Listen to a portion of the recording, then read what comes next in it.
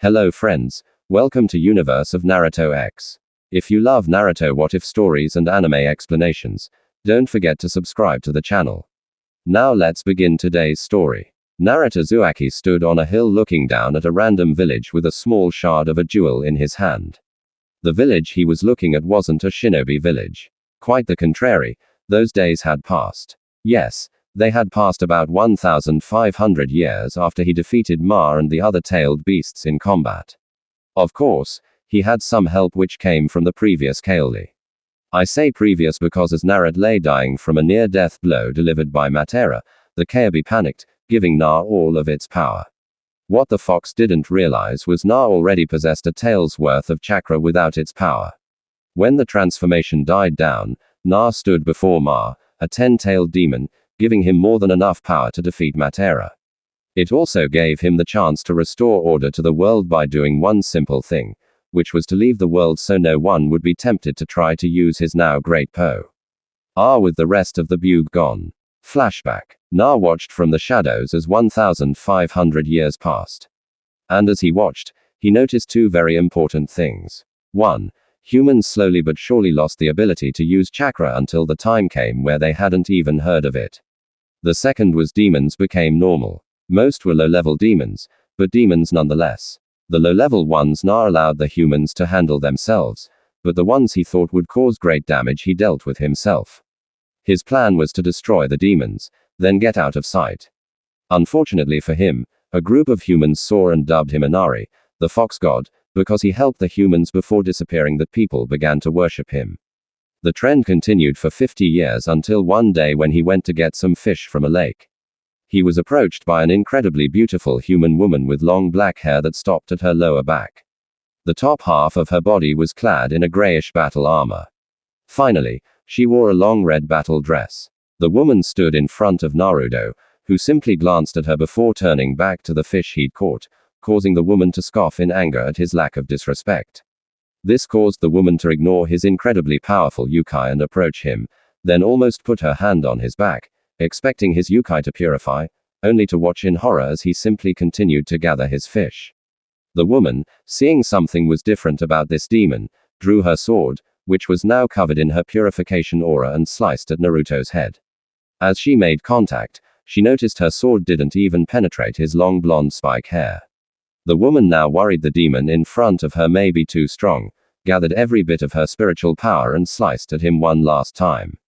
This time she aimed at his neck, piercing it, but not enough to do any real damage.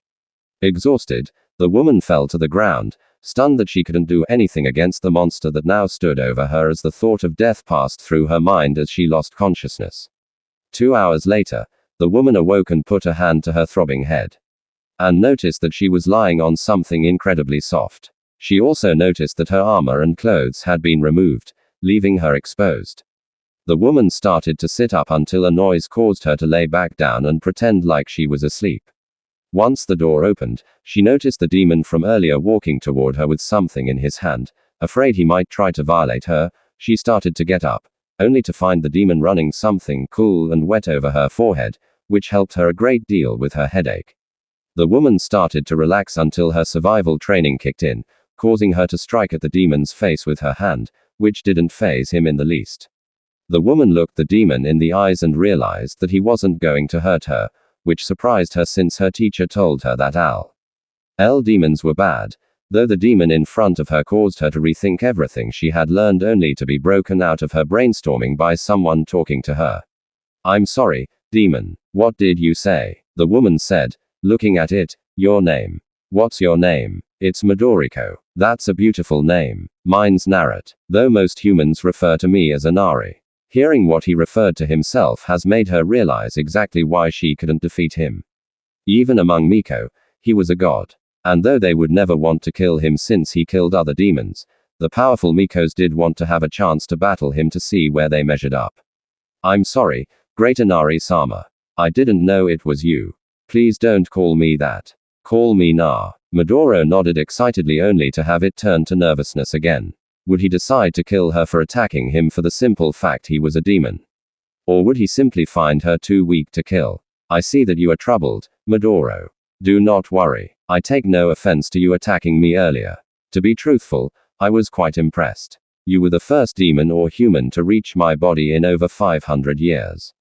Naruto said, causing Midoriko's eyes to widen in shock and awe at how one being could be so dominant for so long. Thank you for the compliment, Inari. I mean, Naruto-sama, you know, Midoro, you could help me out. You see, I have no doubt that you have a powerful teacher, but being that I am a demon, I could show you things your teacher couldn't dream of. Midoro was once again shocked. Not only had she managed to impress a great demon, but she was going to be trained by him as well, though she didn't want to. Be ungrateful. I accept your offer, Naruto-sama, but I don't want to be a burden, Midoro said. Naruto waved her off as he left the room while explaining that her training would begin tomorrow and that she would be wise to get some sleep. The next day before they started, Naruto asked Midoro what she was doing in an area known for demons, which she explained was the place she decided to begin her journey to slay demons. With that, Naruto showed Midoro where and how to deal with demons she was drawn to, causing the young Miko to ask what he meant. Na explained that she was drawn to powerful demons while weaker demons are drawn to her.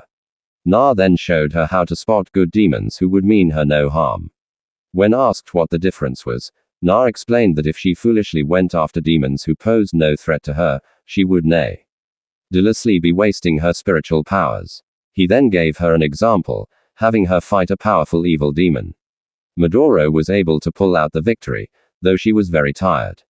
Na then picked her up and took her to fight a powerful good demon that was able to defeat Midoro because of how tired she was. Faced with the logic, Midoro reluctantly agreed that Naruto was right.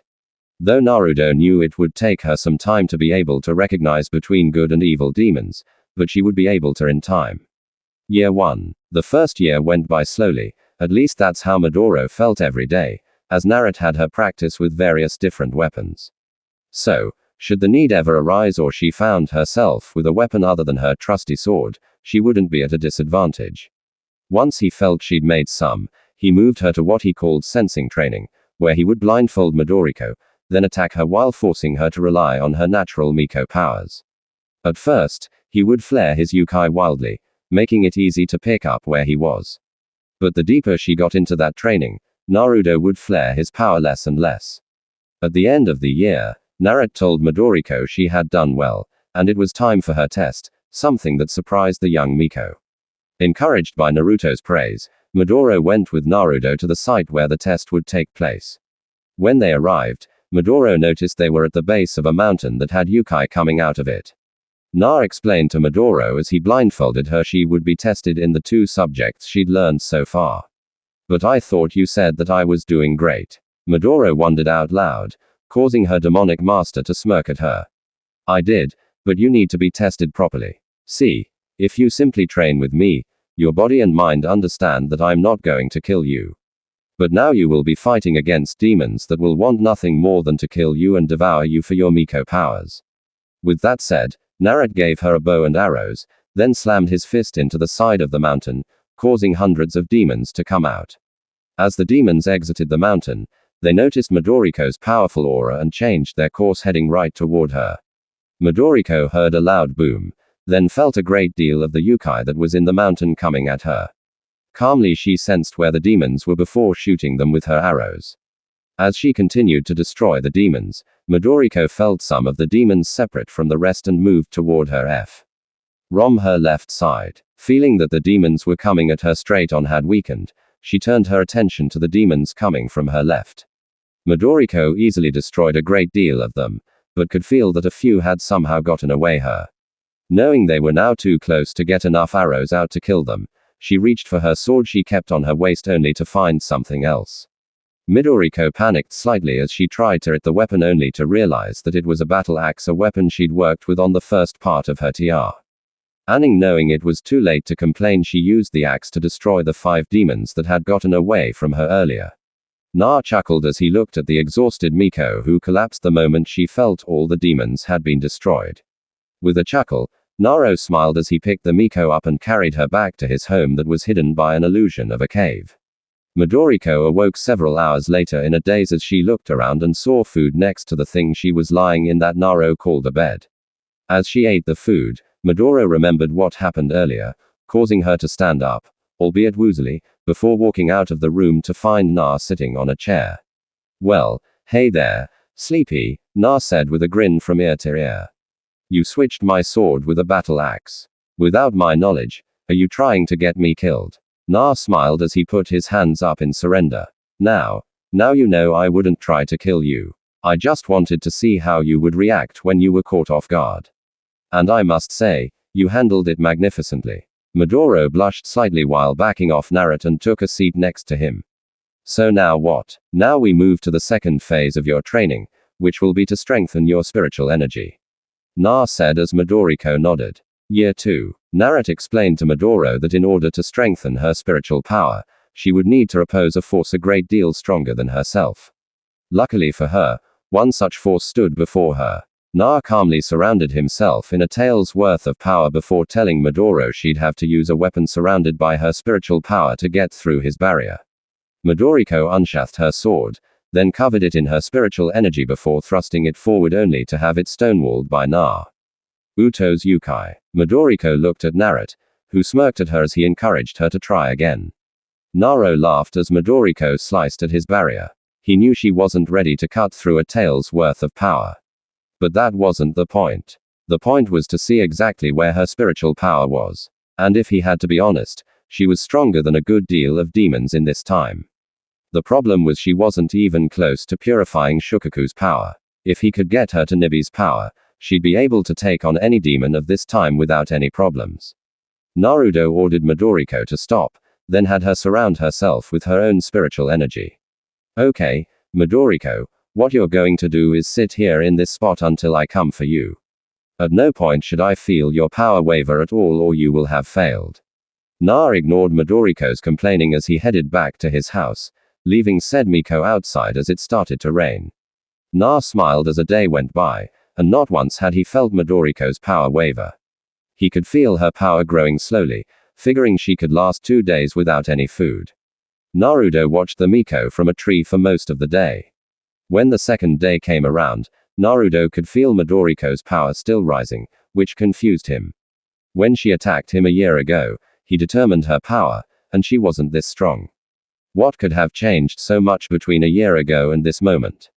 Once day 3 came, Naruto found himself sitting behind the Miko, whose concentration hadn't faltered in the least. Naruto, I know you're there. Is there something you want? Na ignored her, focusing instead on her steadily building power, which had become a great deal stronger in the past 2 days. He estimated that if her power kept building at this rate, she'd have the ability to purify Shukaku's power in 4 meters. Or days. He also knew she was doing this with sheer force of will. On the count of while he was focusing on her, he could hear her stomach growling. On the 4th day, Naruto came out of his house with some fish only to find the Miko he'd been training unconscious, probably from the lack of food. As he carried Midoro back to the house, the thought of how powerful she could be at the end of this year or the next, which excited him. It seemed like the only 2 students he'd ever trained were on their way to great things. For the next week, Naruto continued to train Moriko, and Midoriko continued to get stronger. By the end of the week, Midoriko's spiritual power had become strong enough to purify Shukaku's level of power, which excited Naruto to no end. Once he gave Midoriko a 2-day rest, Naruto had her attempt to break through a barrier of Yukai. Only this time, he strengthened it to Nibi's level of power.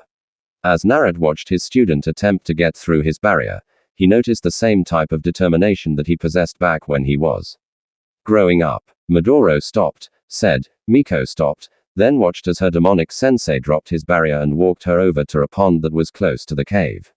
All right, Midoriko, I think you needed a break from physical training. Instead, we will focus on your mental training. What do you mean? Midoriko asked as Naruto led her to the edge of the pond, then sat her down. Simple. I want you to sit here and meditate. And this is going to help me. How? Simple. You may come up against a demon that won't attack you physically, but mentally, and should that day come, you'll need not only a strong body, but a strong mind. Seeing that Naruto hadn't steered her wrong yet, Midoro closed her eyes, never noticing Naruto moving behind and placing his hand over her head. I'm sorry, Midoro, but you'll never realize your full power unless you do this. In Midoriko's mind, The Miko find herself sitting in a beautiful field surrounded by a black sky and clouds that didn't move. Where am I? Your mind, of course. Where else would we be? A voice said, causing Midoriko's head to whip around, revealing herself with a smirk. Standing there. Who are you? Midoriko asked. You know, you ask foolish questions. The second Moriko said as she put her hands on her hips. I'm you, at least the real you. You keep hidden from the outside world. What do you want for you to listen to me first? Is the obvious question. What do you think you're doing? What do you mean? What do I mean? I mean taking advice from that demon. Although handsome, he is still a demon, which means he should be our pet. Something for us to show off before taking back home. But Naruto isn't like the other demons we were thought to fear. He kills other demons. The second Midoro closed the distance between herself and her counterpart, then pinned her on the ground while hissing at her. Take him down. Then maybe we can have some fun with him once he's learned his place. Of course. What do you mean fun? Moro asked. Must I spell it out for you? Catching on to what her counterpart was saying caused the Miko to blush as she began to think about the handsome demon in the way that her other side suggested. No, I can't. That type of behavior is unfit for a Miko such as me. I know that's what makes it exciting, the fact that we shouldn't be doing this, but look around. No one knows where we are, so no would know if we decided to. The second Modoro said, only to be told no in stern matter by her counterpart. Well, you left me no choice. Midoro wondered what her counterpart was talking, only to stop when she saw her very own blade above her face. Don't worry, everything will be different when I take over. I'll even let you watch the fun I have with that demon. The second Moro said as she brought the sword down, only to be blocked by Midoro. Kicking her other self off, Midoriko leapt for the blade only to have it stuck in her left shoulder. I have no idea why you are even a Miko. It's clear to me and probably the demon that you have feelings for it. And here I am offering you a change to have it. Yet you refuse. Because you're not me and it doesn't matter what you say, Midoriko said as she threw her counterpart to ground after Restly. NG the sword away from her. I guess you win. The only problem is you can't get rid of me because I'm you. I'm what you want. The second Modoro said as the original Midoro drove the sword through her heart, then watched as her evil counterpart turned into some type of red energy and went into her. Midoriko opened her eyes, then looked up to find it was dark outside. Looking around, Midoro attempted to locate Naruto, but instead found what looked to be an injured two-tailed cat demon limping toward her. Alarmed, the Miko jumped up only to feel a hand on her shoulder. Midoro turned to see Naruto shaking his head before heading toward the small cat demon, which started to back up only to yelp and fall to the ground in pain. This is a great chance for you to differentiate between good and evil.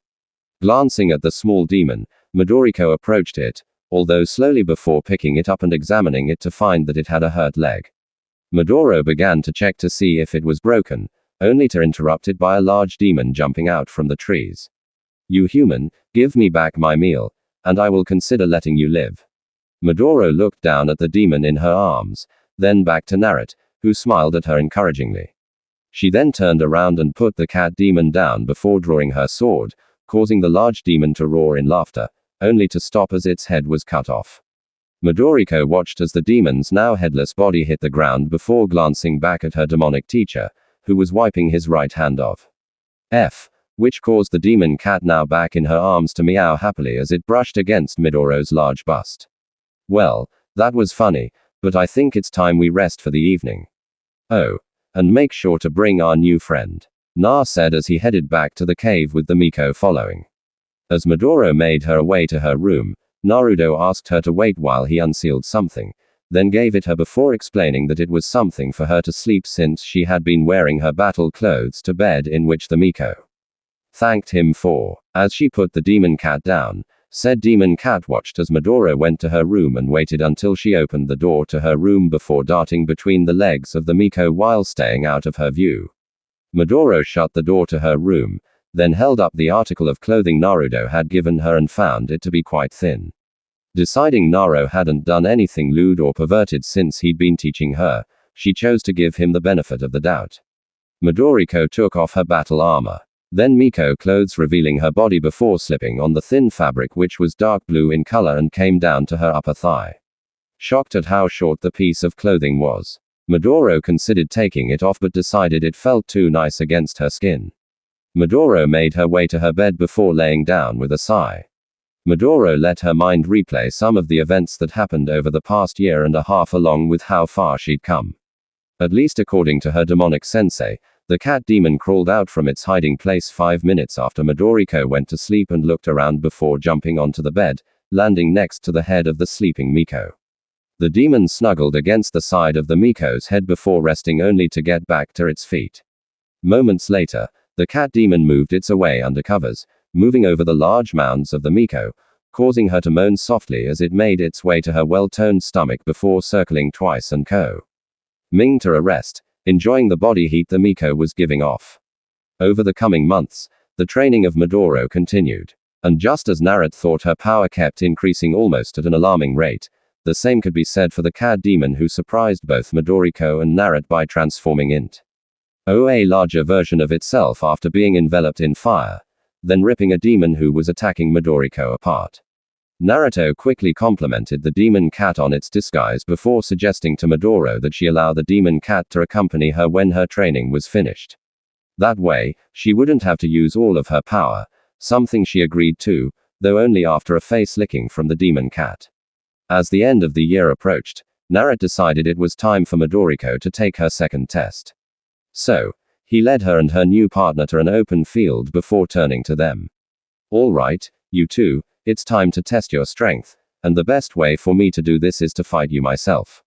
Na watched as the cat demon transformed to its true form, then commanded the two to attack, which they did. As they attacked, Naruto could already tell what the last part of training would be for Midoro and her partner. Na easily dodged their attacks, frustrating both of them, causing the two to make mistakes which left them open for Na to take advantage of.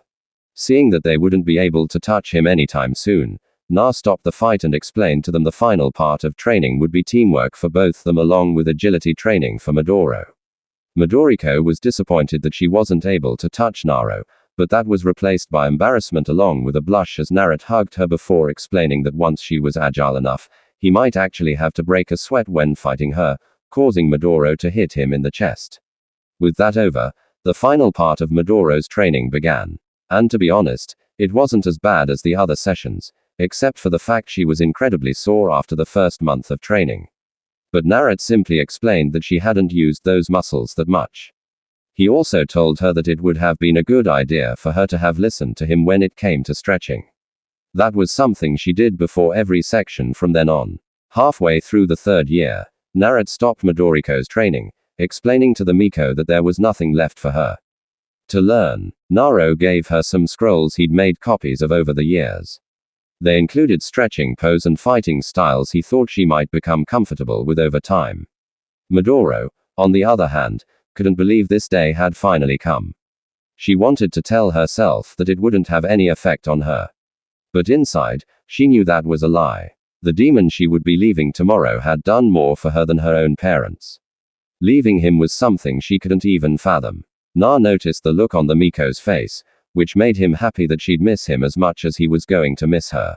So, like any good sensei, he decided to tease her about it. What's with that look, Hidoro? You going to miss me that much? Midoro blushed, upset that Naruto was the only being that could make her do that. Of course, I'll miss you. You've taught most of the things that I know, and as a thank you, I would like to teach you the arts of a Miko. I accept, but are you sure it's not deeper than that? Na asked, joking with the Miko. Midoro stared at Naruto, unsure of what to do. Had he found out how she really felt about him, or was he just joking with her? Actually, it is. Na stopped before looking down at the Miko, whose face was now completely red, reminding Naruto of a certain Hyuga. What do you mean? Midoro couldn't take it anymore. Staring into Naruto's big, confused blue eyes just caused her to lose control of herself and lunge at him, taking him off feet, then softly putting her lips to his. Nah, I know you're a demon and everything in my mind tells me that I should hate you, but my heart tells me that I love you. When you aren't training me, you treat me like a normal woman. That's something I haven't been for a long time. Moro, I don't know what to say. Moriko honestly didn't care if he knew what to say. What she cared about was being treated like a woman, and she had a strong suspicion that Na could do it. Leaning in for another kiss, Midoro ran her hands through Naruto's hair before turning her attention to his whiskers, which she loved and had always wanted to rub. Na was completely caught off guard by Midoriko's assault at the beginning, but regained his senses quickly until she began to rub his whiskers the way she was. He knew Midoriko didn't know, but when he became the Kyuubi, his whiskers became not only real, but incredibly sensitive. As Midoro continued to rub his whiskers, Naruto could feel his strength leaving as his drive rose until he could no longer take it and pulled the Miko Aga into his chest before vanishing with her in red flames only to reappear in his bedroom. Midoro, feeling something odd, pushed off Naruto's chest to find she was in a room that was painted red and had things she'd never seen in it. Though she wouldn't get the chance to find what it was because Naruto pushed her onto his bed before continuing their makeout session. Midoriko moaned as ran her hands over Naruto's arms and chest, feeling how solid he was, only to blush as he broke the kiss, then took his shirt and pants off, revealing his muscled body to the Miko, who stared wantingly. Seeing this, Naruto took her hands and placed them on his chest before sliding them slowly toward his rod. Na smirked, then took her hands off of him before crawling on top of her while taking off her battle armor, leaving her in her Miko clothes. Seeing the huge blush on Midoriko's face, Naruto decided to tease her a little more. So, he slowly put his hands into her robes and groped her left, causing her to moan loudly as he rubbed Please, Naruto, I'm a Miko, and I've never done such things before. Midoro said as Na opened the robe, then lowered his head to her and took the into his mouth, causing Midoro to gasp as she wrapped her arms around his head, pulling him as close to her chest as he could possibly get. Naruto filed the info of Midoriko enjoying have her teased in the back of his mind for future reference and maybe blackmail for when they were alone. Though right now it gave him the chance to undo her sash to her pants. Once Naruto pulled back, Midoro opened her eyes to find herself completely in front of Naruto, who was staring at her, causing her to attempt to cover herself, only to have Naruto lick her stomach while moving south. Midoriko shivered as her demon lover lowered his tongue, then bucked forward when he licked her outer lips, drawing a yell from the Miko since she'd never felt anything like that. The feeling only became more intense as Naruto put his tongue in her, which resulted in her trying to push his head foot her between her legs. When Midoro realized she couldn't make Naruto go any faster, she started to buck her hips forward only to have Naruto grab and hold them in place. Knowing there was nothing she could do, Midoriko's upper body thrashed around the closer she got to her edge. Please, Naruto-kun, go deeper. Midoriko said only to feel Naruto take his tongue out of her. Thinking she'd done something wrong, Midoro started to apologize, only to feel the most wonderful thing she'd felt in her life. Naruto smirked. He knew he had her, so he decided to tease her even more and took his tongue out of her in favor of her, which earned him a loud yell before being splashed by her juices.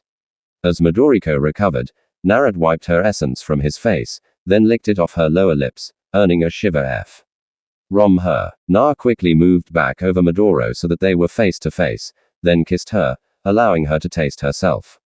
Once he was finished, Naruto broke the kiss and laughed as he listened to Midoro mumble something incoherent.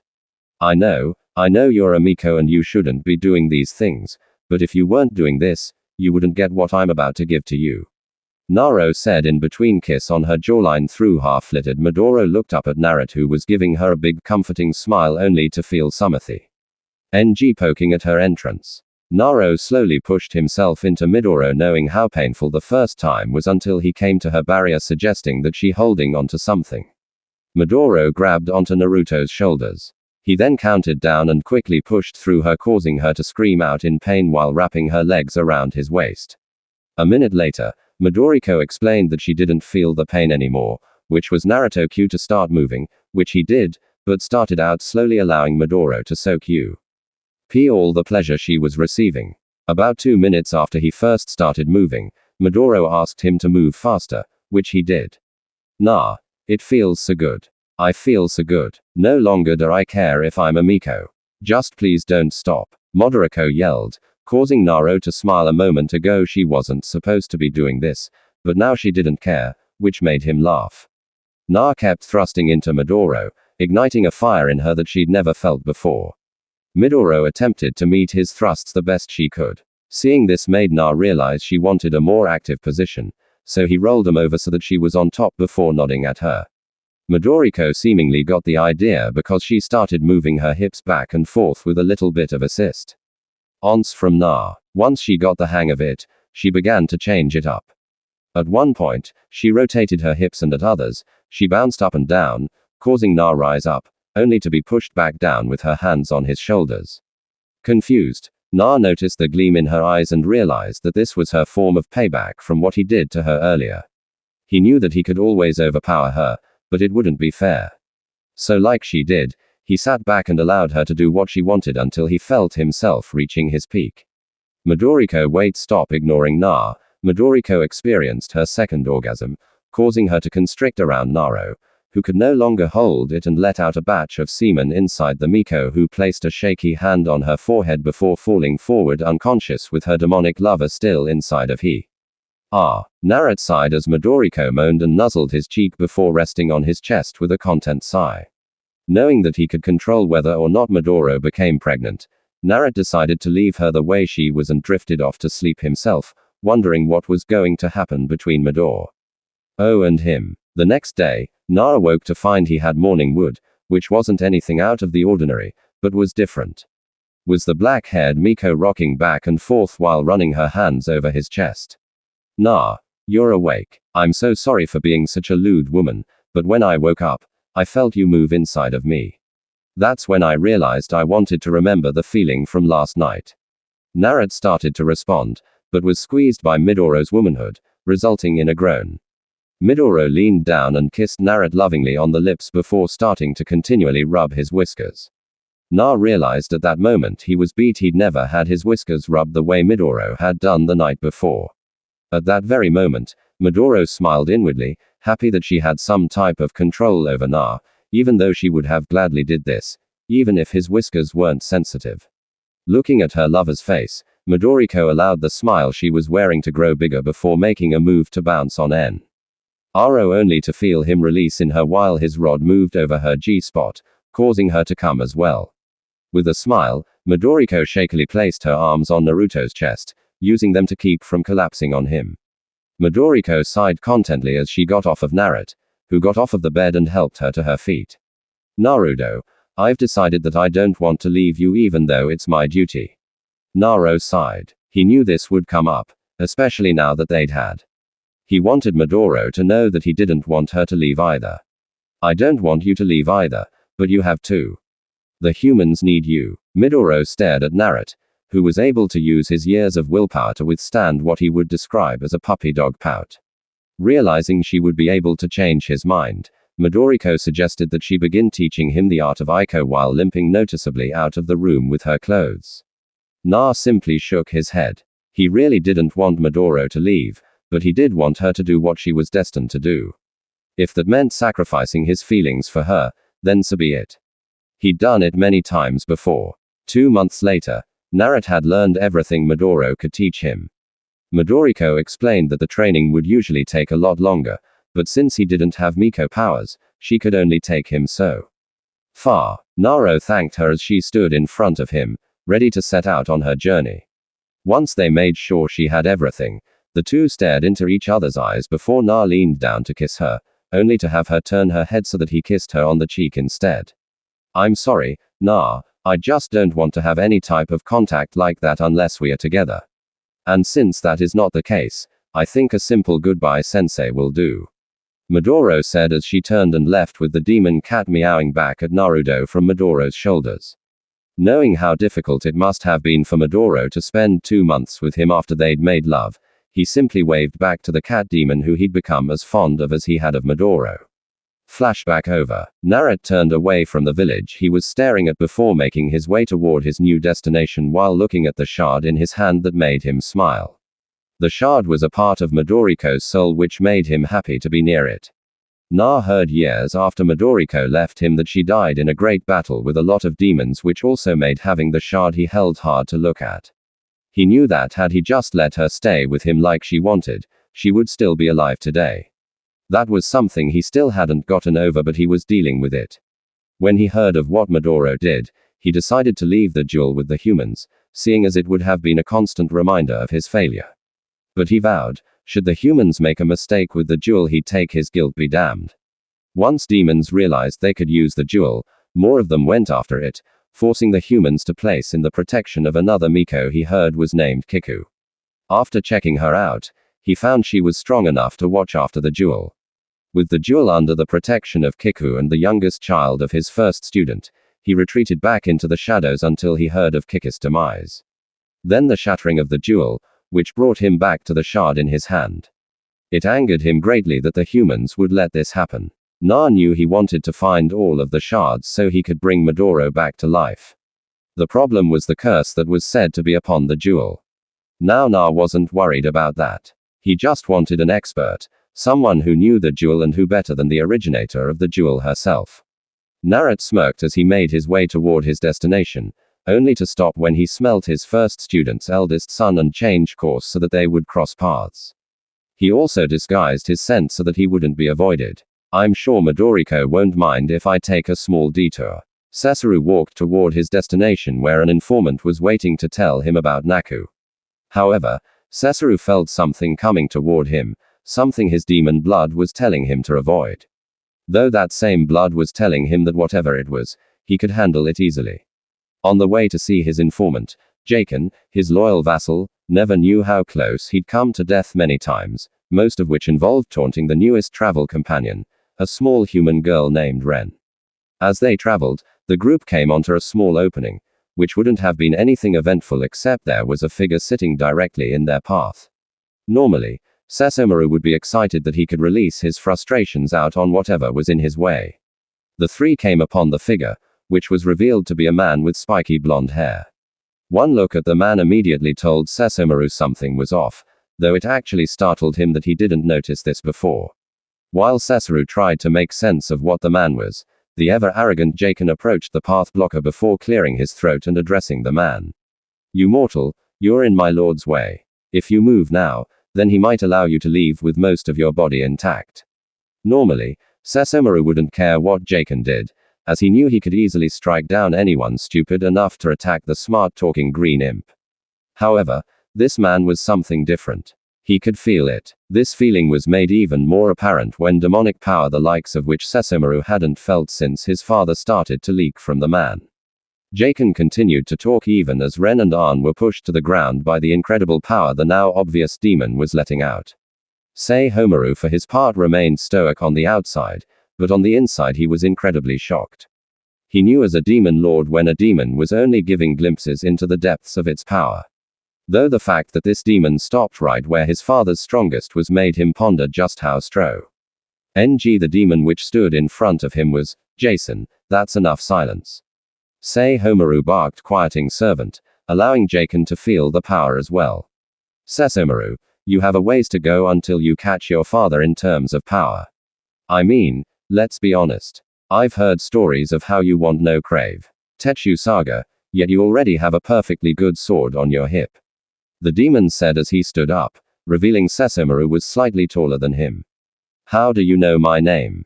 And how do you know of Tetsuya? I know a lot, such as Tense Seiga wishes to protect you, even though it knows you're ashamed of it. Not wanting to be lectured by some possibly old demon, Sesshomaru used his speed to move in front of the demon, then attempted to cut his head off. Using a side chop, only to have his hand caught in an iron-like grip. Took you a while to get here. I almost had time to relieve myself on that tree. Sessuru growled in anger, and if he was truthful about it, embarrassment, he wanted to crush the demon in front of him. The problem was Sessuru couldn't get his hand out of the grip of the demon. Even thrashing around, Sessuru found he still was unable to get away from the demon holding him. Then without warning, the demon let him go smirking, causing Suzumaru's cool stare to hold confusion in it. As Sesshomaru planned his next move, his train of thought was cut off suddenly as he saw his tense in the hands of the demon that was now walking away from him. It's a shame you don't remember me, though I know you're interested. So seek out Myoga and Autosai can tell you who I am. Oh. And I'm taking Tense Seiga with me. I might have use for it, unlike you.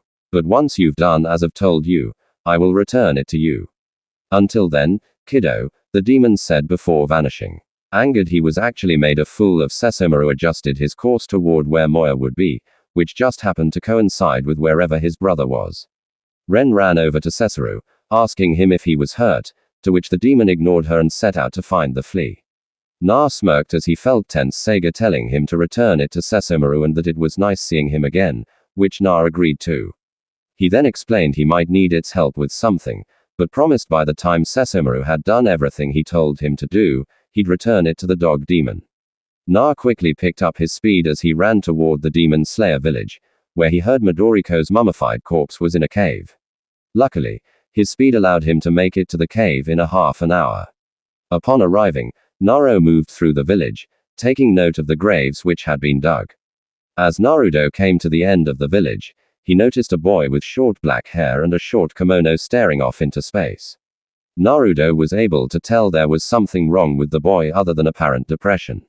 So, he decided to find out what the problem was. Confronting the boy, Naruto was able to tell what was so off about the boy. This being the boy was dead, or at least he should be. The boy noticed Na and could tell right away he was a demon.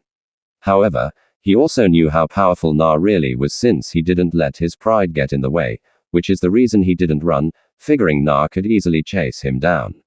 Hey kid, do you know that you're dead? Na asked, receiving a nod. Yes. So, how are undead? A jewel shard a demon uses to keep me under his control. It also keeps me alive. The boy answered. Na looked at the boy and could tell the jewel was located in his back. The wheels in Naruto's brain started turning as he wondered if he should take the jewel shard from the boy. Na began not to only to start thinking of how much easier it would be for Midoro with 2 shards instead of 1, which helped him make his decision. Hey kid, I'm sorry, but I need that jewel shard from you, though this sword can heal. Na said as the boy simply looked at him. It doesn't matter. I couldn't stop you even if I wanted to. The boy answered with Na nodding. Before we do this, what's your name? Kohaku. And what's yours? I guess you can call me Inari. Kohaku stared at Naruto in shock, giving Na the opportunity to pluck the jewel shard from Kohaku's back, killing him. Naru turned to Tensei, which agreed and allowed Naruto to bring Kohaku back to life by wielding it. As newly resurrected Kohaku got his wits about him, he remembered what Naruto told him before killing him, which didn't make sense to the boy, as he'd been told Inari was just a myth dreamt up by Peep. Who wanted to find good in demons. Kid, I need you to help me with something in the cave just outside your village. Na said, pulling Kohaku along with him. As the two entered the cave, Kohaku gulped. He never did like it in there, but he always put on a brave front for his father and sister. Kohaku always felt the cave was judging him. So, he kept close to his demon savior until they got Midoro and the demon's mummified corpses. Na sat down in front of Midoriko's corpse. Even though he was upset this happened to her, Naruto couldn't deny how beautiful she looked, even mummified. Na gave both jewel shards to Kohaku, then created 10 clones, which scared the hell out of Kohaku. Na then created a clone he'd been working on for over 500 years. The clone was blank, nor wasn't in the shape of a man or woman. It was simply white. Naruto directed his clones to form a chain from Midoro's corpse to the clone. This would allow the Miko's power, which remained in her mummified body, to be transferred to the clone. Once this was finished, Naruto took the jewel shards from Kohaku before using his Miko lessons to separate Midoriko's soul from the shards. As Naruto held Midoriko's soul in his hand, he couldn't help but smile before placing it into the clone, which immediately began to shake violently as it took form. After 5 minutes of shaking, a bright light burst from the clone, enveloping the cave, temporarily blinding Kohaku and Na. When it died down, Na opened his eyes only to be knocked to the cave floor by a sudden pressure in his chest, which oddly enough was tightly wrapped around him. Kohaku opened his eyes, which weren't in as bad a shape as Naruto's were because he happened to be standing behind the demon when the light began shining. Looking around, Kohaku was unable to find Na until a moan directed his attention to the ground there. Kohaku saw the great Inari moaning in pleasure as a black-haired woman rubbed his cheek with one hand while the other found its way into his pants. Blushing, Kohaku watched as Naruto was able to gain control of the woman. He then directed Kohaku to see if there were any clothes in the village which fit Midoro. Once Kohaku left, Midoro stood unashamed to show herself in front of her demonic teacher and lover. "Na, what happened? Where am I?" Midoro asked while Na simply looked at her sadly. "Don't you remember?" Na questioned back to which his student and lover responded with a no. "Moriko, in your last battle, you were attacked by a great number of demons you fought for 7 days and nights. Eventually, a demon created from a man who desired you locked you in its jaws. Seeing that you wouldn't be able to escape, you forced your soul along with the demon's soul out of your body. However, in doing so, your souls created the Shaken no armor." As Naruto explained, Midoro, he turned her around, allowing her to see the corpse of herself and the demon which was wrapped around her. Midoriko looked at herself as flashes of the battle came rushing back to her along with pictures of a man who asked for her hand in marriage only to have to fight him off when she told him she was in love with someone else. Soon Midoro suffered from information overload and fainted into the waiting arms of Na, who sighed as he made his way out of the cave. Stepping out of the cave, Naruto found Kohaku waving a kimono overhead, which Naruto told him to hold on to. As the two made their way back to the village with Sessuru in the time it had taken Naruto to handle his with Midoro, Suzumaru had tracked down Inuyasha by leaving Ren and Jaken behind. Sessuru scowled at his brother while said brother and his friends had drawn their weapons, further angering Suzumaru. "Inuyasha, I'm not in the mood to play with you today. Tell me the whereabouts of your flea friend." Suzumaru growled, which frightened Inuyasha on the inside, as he'd rarely seen his brother so angry. "And what if I don't feel like telling you where he is?" Inuyasha questioned. Inuyasha didn't have to wait long for a response. As the moment the last word left his mouth, Sessuru was holding him by his throat off the ground. Maraku and Sango moved to attack Sesshomaru, only to have Myoga come out of his hiding place of Kagama's hair, saving Inuyasha. Noticing the fleece, Suzumaru directed his attention to Mew was surprised. Suzumaru wanted to speak with him as they'd never seen eye to eye. "A blonde-haired demon crossed me and took Tensei from me. He said he would return the sword when I sought you out to find out his identity," Sessuru said, dropping Inuyasha. "Understandably, Suzumaru, I am unable to draw a conclusion from that description," Mioa answered, causing Sesshomaru to mumble something. "He was faster than me, far faster, and his power was greater than my father's, far greater." "Impossible. It can't be the demon I'm thinking of. He disappeared years ago. However, he was the only demon far stronger than your father." "What a demon stronger than my old man?" Inuyasha said. "Have any of you heard of Inari?" Mioa asked. "There is no such thing as Inari. It's something people made up hopefully to find good within demons," Sango said quite bitterly, causing the group to look at her, except for Sesshomaru, who didn't care one bit if the demon slayer liked him. "No, Sango, you're wrong. He is real. Myself and Toto have met him as two being some of the few that have.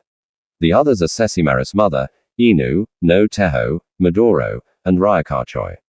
"Who's Ryakachi?" Shippo asked. "The demon responsible for the death of Sesshomaru and Inuyasha's father as a result of the wounds he inflicted. Anyway, the reason your father was so powerful was because Inari was his sensei," Mioa said, hoping to get back on track. "Humans have referred to Inari as simply God. Some call him the god of patience as he only appears when he believes it's for the good of everyone.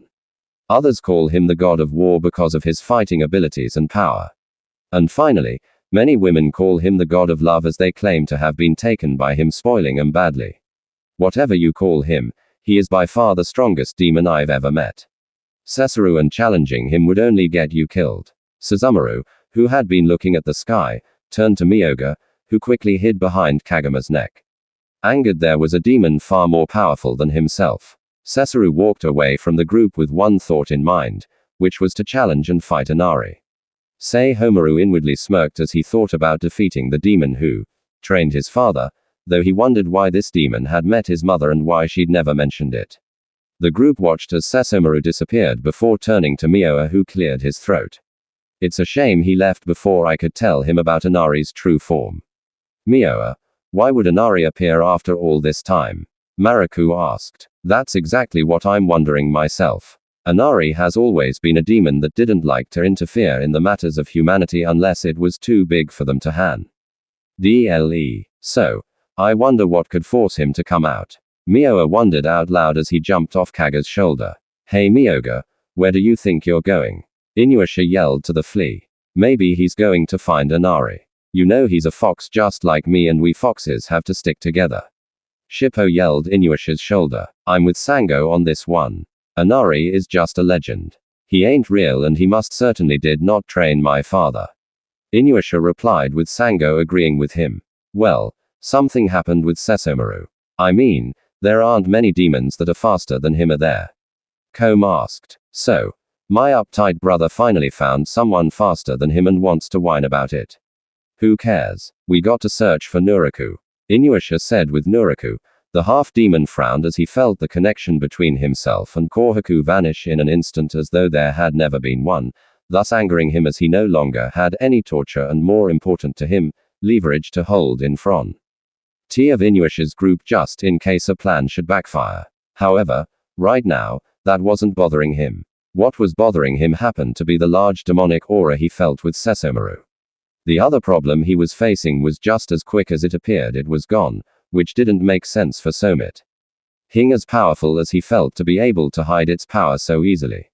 Nuraku decided to find out what the source of the power was so he could possibly contact it before any of his enemies could. Quickly, Nuraku summoned Kagura, who began to give him lip. That is until she felt her heart being squeezed, effectively shutting her up. Listen to me, Kagura. You've felt that powerful demonic aura. Yes, I have. I want you to find it and offer it an olive branch. However, even if whatever it is accepts, I want you to gather every single thing you can on it, especially weaknesses. Oh, and should you fail me again, Kagura? Nuraku squeezed her heart one more agonizing time before dismissing her. As Kagura left, Nuraku turned to his right to see Kana and Hakuoshi standing, the latter shaking his head at the idea of sending Kagura out to do the mission. Knowing what Hakuoshi was thinking, Naku explained Kagura was perfect as she was the only one who could get close enough to this supposed dem. On if it didn't want to be on his side since she didn't trust him. Nuraku watched as the CSO appeared to his left. He then instructed him to follow Kagura, but to make sure they stayed out of sight. Naraku through the eyes of the Seos, I can show you using my mirror what exactly that demonic aura came from. Kanya then turned her attention to the mirror which was showing the Seoso saw. Hakuoshi, the reason I've called you here is to find out what you're going to do with Kikyo. Nuraku glanced at Hakuoshi, whose attention was on Ka. Seeing this, Naku dismissed Kanya, though, not before telling her that if anything came up about that demonic aura, she was to return to him immediately, no matter what. Once Kanya was gone, Naku turned back to Hakuoshi. Well, I've been unable to find her. It seems as though she's always one step ahead of me. Hakuoshi, I want Kikyo destroyed. She's more dangerous than Inuyasha or anyone in his group. Now go. Naku's voice boomed through the castle as Hakodoshi took his leave. When Naku felt he was alone again, began to turn his attention toward the few remaining jewel shards, specifically the toughest, which would be Kaga's, though he had a thought on how to deal with the wolf demon with Na. 2 hours went by since Midoro passed out from the information she received, which made Na feel awful. Had he known she wouldn't come back, well, he would have slowly given her the information. However, he realized what is done. Naruto decided to let his Miko rest while he and Kohaku talked about certain things. Kohaku, what are your plans now that you're alive and free again? Actually, Inari-sama, there's this half-demon who has a knack for ruining the lives of everyone he comes in contact with. In fact, he's the one who had control over me before you came along. I plan to destroy him. Kohaku stared at the ground. And sadly, as he thought about the pain he'd caused his sister because of this, he still wouldn't be able to face her until he killed Naraku. That is a shame. I just want to know then before we part ways. If you happen to know of anyone that has a lot of jewel shards, Naruto asked, causing Kohaku to look up. The demon who was controlling Minuraku does. He almost has all of the shards. If you want them, you'll have to kill him, though many have tried, none have succeeded, Kohaku mentioned. Naruto looked at Kohaku before pulling him to his feet and giving him a once-over. Kohaku wanted to move away, but the clawed hand of the demon he was talking to held him in place. Say, kid, since it seems we are going to run into the same demon, why don't you travel with me and my friend? You mean Priestess Midoro. Yasi. I have no doubt Midoro will be able to sense the jewel shards. However, it's always wise to have some intel on a potential opponent. Kohaku turned to Naruto with a straight look on his face, though Naruto could tell there was a lot of determination in his eyes. If I help you, can you promise me that you'll kill Naruto, even if you get the jewel beforehand? Na smiled. The kid was actually blackmailing him, though he liked it, as it brought Na back to his youth when you used to blackmail the old man by threatening to reveal his pervy book collection unless he let him off without any punishment for his pranks. Na held out his hand with a smirk which rivaled his young friend's. You got a deal. The two continued to talk about random things that didn't have to deal with the jewel shard or Naku for about 3 more minutes.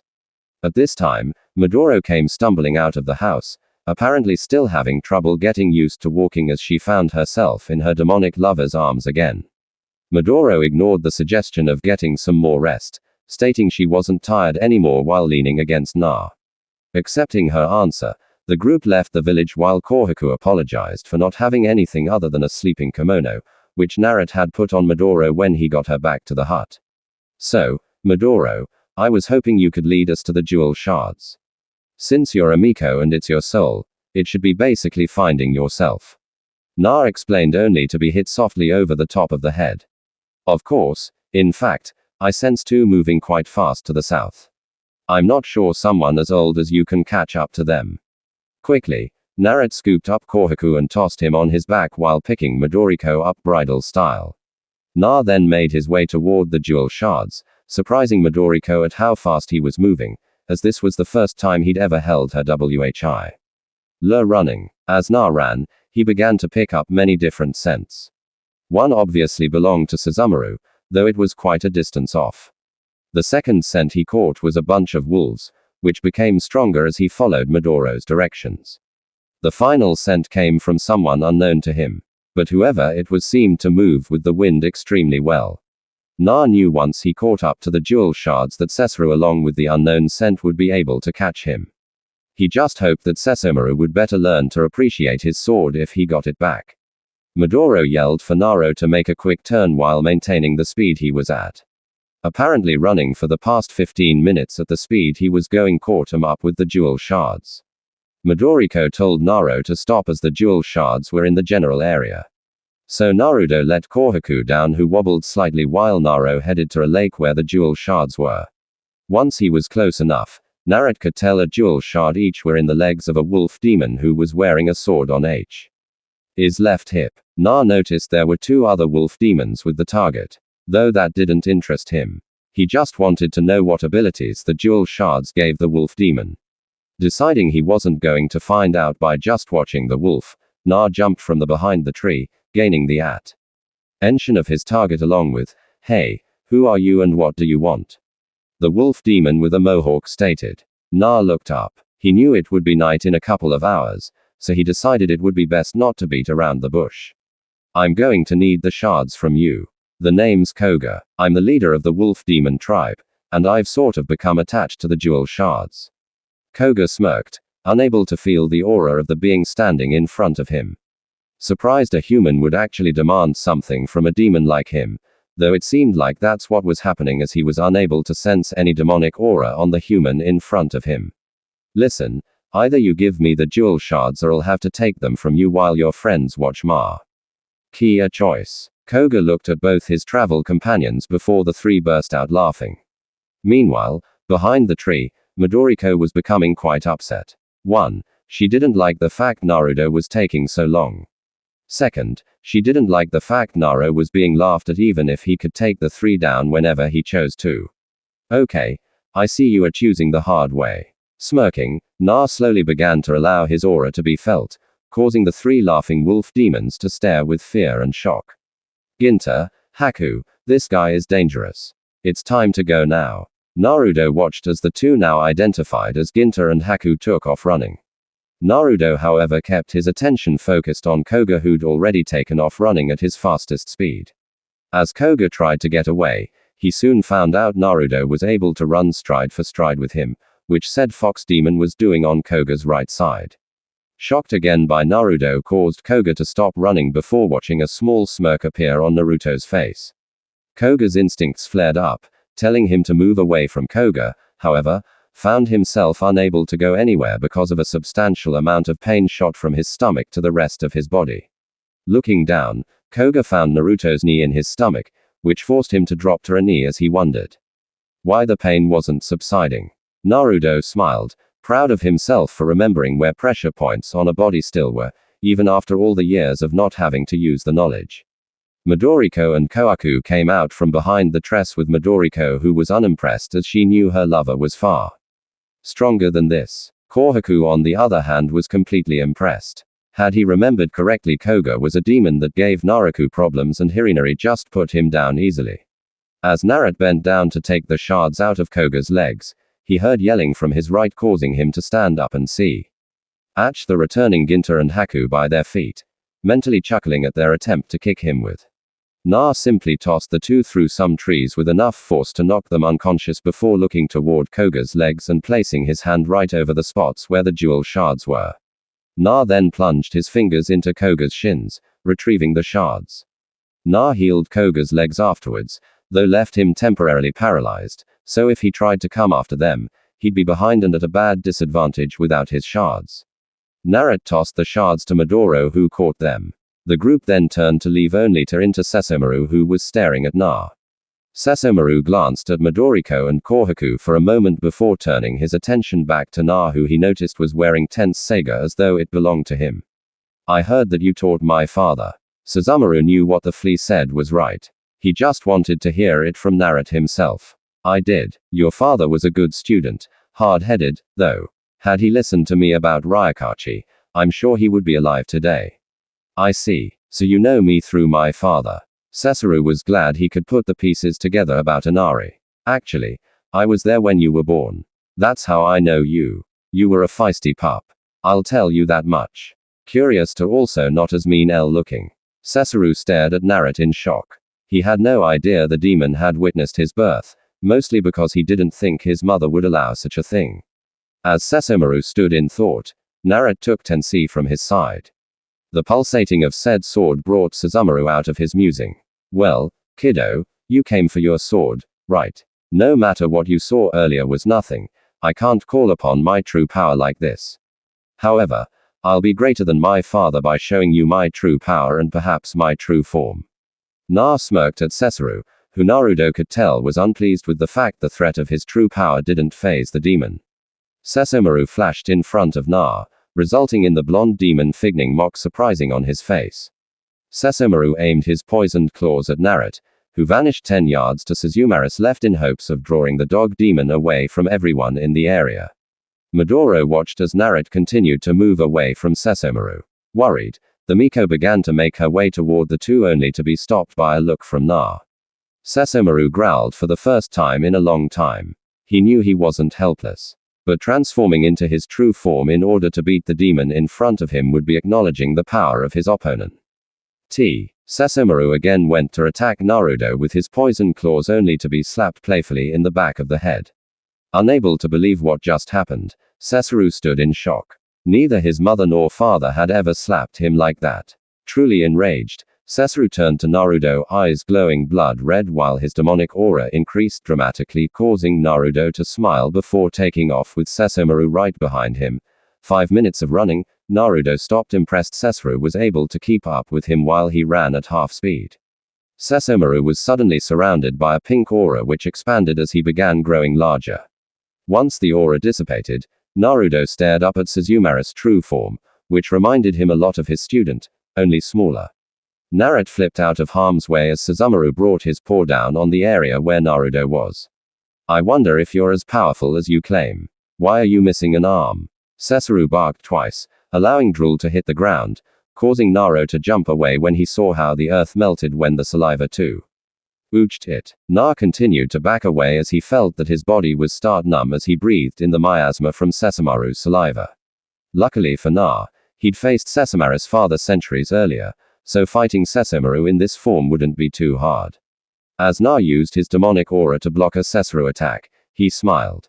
What Sesshomaru didn't understand was he'd done this same thing with Enu Note when they first met. Naruto jumped towards Sesshomaru, kicking him in the snout, causing him to roar in anger before catching the falling Naruto under his paw and emming him under his full weight. Back with Midoriko, Kohaku, Koga, and his two vassals, the five watched as Sesshomaru barked and roared while chasing what they assumed to be Naruto around, causing Koga to growl. Koga began to regain the feeling in his body he'd never liked dogs, even less since Inuyasha was standing between him and his woman. Now he was confronted by a dog demon who he knew was some relation to the mange mutt. Enraged with Sesshomaru's true form along with his earlier humiliation, Koga began to rise to his feet only to be touched on the back by Midoriko, paralyzing him again. Who are you? How are you able to do this? Koga growled as he stared at Midoro, who was looking towards Sesshomaru. Who I am is of no concern to you, demon. Just know if I wished, I could purify you easily. Koga scowled as he lay on the ground helpless at the feet of the obviously powerful Miko. However, there was one thing that bothered him, and since he was unable to go anywhere, he decided it would be best to try to get some info out of her. I can tell you're a Miko, so you don't like demons, yet you're traveling with a demon. Midoro simply glanced at Koga, then slowly moved toward the area where Sesshomaru and Naruto were fighting with Kohaku following behind her. Kohaku knew he didn't have to protect Midoro as he knew a great deal about her. However, he felt he owed it to Na who'd saved him without any conditions. Speaking of Na, said demon was having the time of his life. Knowing Sesshomaru didn't have the power to kill him, he played with the large dog, acting as though Sesshomaru was close to killing him only to use his speed to avoid Na did have to control his anger, as there were times Sesshomaru was able to hit Naruto, which wouldn't have been so bad. The problem was Suzumaru's demonic aura would slash at him, and with his concentration on not being crushed by Suzumaru, said demon's power was able to get to him. After 35 minutes of fighting, Naruto had seen everything he needed from Sesshomaru. But every time he tried to ditch the dog demon, he was sniffed out. After another 10 minutes of trying to get away from Suzumaru without hurting him, Naru only had deep gashes on his body for his trouble. Realizing Sesshomaru wasn't going to let him go anywhere as long as he could still fight, Na decided to do the only thing he could do.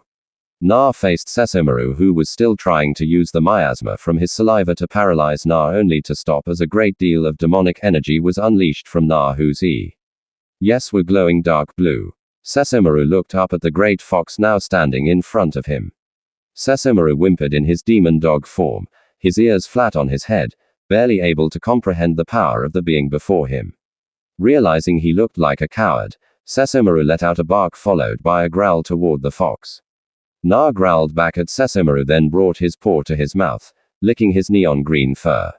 Turning his attention back to Sesshomaru, who suddenly launched himself at Naruto, swiping him with his claws, only to watch the deep wounds he created across the snout of Na immediately close up without letting so much as a drop of blood free. Unable to believe what he just saw, Sesshomaru leapt at Na, who didn't make any type of move to get out of the way, allowing Sesshomaru to bite Naruto on the front right leg. With the advantage, Sesshomaru ripped at Naruto's leg in an attempt to take it off. However, the realization soon hit Sesshomaru. Even though he bit down on Naruto as hard as he possibly could, neither his lower nor his upper teeth had pierced the flesh of the green fox. Stunned, Sesshomaru went back to tearing at Naruto's leg, which distracted him from 6 of Naruto's 12 tails, hitting his side, sending him skidding 50 feet from his former position. Naruto watched as Sesshomaru struggled to his feet, which surprised the great fox demon since his tails carry a small amount of his power in them. In fact, the last demon he hit with them was vaporized. Knowing he should end this quickly, Naruto leapt into the air towards Sesshomaru, who moved back to avoid the large fox from landing on top of him as he fell back to earth. Sesshomaru was unable to avoid the blow to his front leg from Naruto's claws, which sent the dog demon down again. Suzumaru slowly tried to get back to his feet, only to have Naru put a paw on his back, causing the fox demon's claws to dig into Sesshomaru's back. You know, Sesshomaru, I hoped when you were born you'd take after your father, but I see so much of your mother in you right now. Your mother found out the same thing the same way you were, which is I am not to be taken lightly. Your father knew this. Why don't you? Na growled at Sesshomaru, who got back to his feet, blood running from the wound on his back. Suzumaru launched wildly at Naruto, who merely sidestepped him, then hind-kicked him, sending him backward, only to have his momentum suddenly stopped by one of Naruto's tail, which extended and wrapped around the weakening dog demon's throat. Sesshomaru was then slammed roughly into the ground with such force, he created a small crater. Back with Midoro and Kohaku, the duo was stunned when they saw Naruto's true form. Midoro heard stories when she was a child, and during her Miko training she never expected her lover to be Green Fox. Midoro knew she should be terrified, though for some odd reason his true form, his power, and the fact he was transformed turned her on. She'd definitely be getting him alone tonight. On the other hand, Kohaku stood in completely fear. He heard of the power of Inari, but to actually be a witness to it was something entirely different. Kohaku began to wonder how Inari kept such a degree of power hidden away. Kohaku actually felt himself becoming more loyal to Inari, as he understood it would be easy for Inari to rule over demons and humans alike. Though he chose to walk among them, Kohaku knew if Inari was anything like Nuraku, the world would already be under his control. It was at that point Kohaku decided he would follow Inari to the ends of the earth. As Kohaku watched Inari dominate Sesshomaru, he began to wonder about his sister.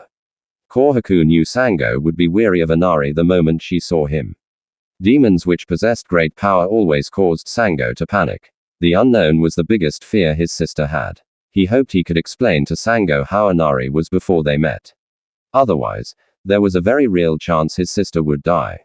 Midoro glanced at the young boy Naruto brought with them. She knew he was a demon slayer, so he'd automatically earn points in her book. However, she wasn't going to start throwing her trust around so easily. Midoro had a feeling, even though she wasn't able to confirm if there were people trying to take down her fox, something couldn't or wouldn't allow to happen. These thoughts caused Midoro to turn her focus to the sky in wonder, drawing her attention to what appeared to be a large feather hovering in the sky. Confused as to what Midoriko was looking at, Kohaku followed her gaze to a feather in the sky, which meant only one thing.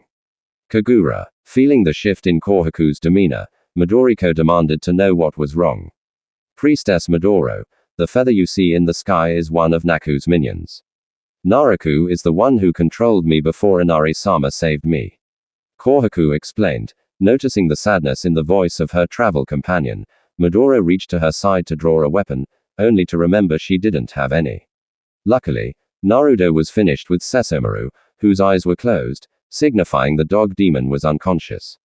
Midoro watched Naruto look around before settling on their location as he transformed back to his human form. Midoro quickly made her way to Na while using her right hand at her side to signal Kohaku not move. Slowly, Midoriko gave Na a hug, allowing her to whisper in the fox demon's ear.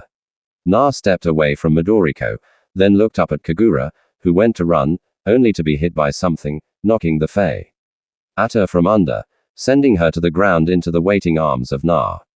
Kagura made a move to grab her fan, only to be hit from behind as darkness took over her. Kagura saw the black-haired woman and what appeared to be Kohaku stand beside the blonde fox demon.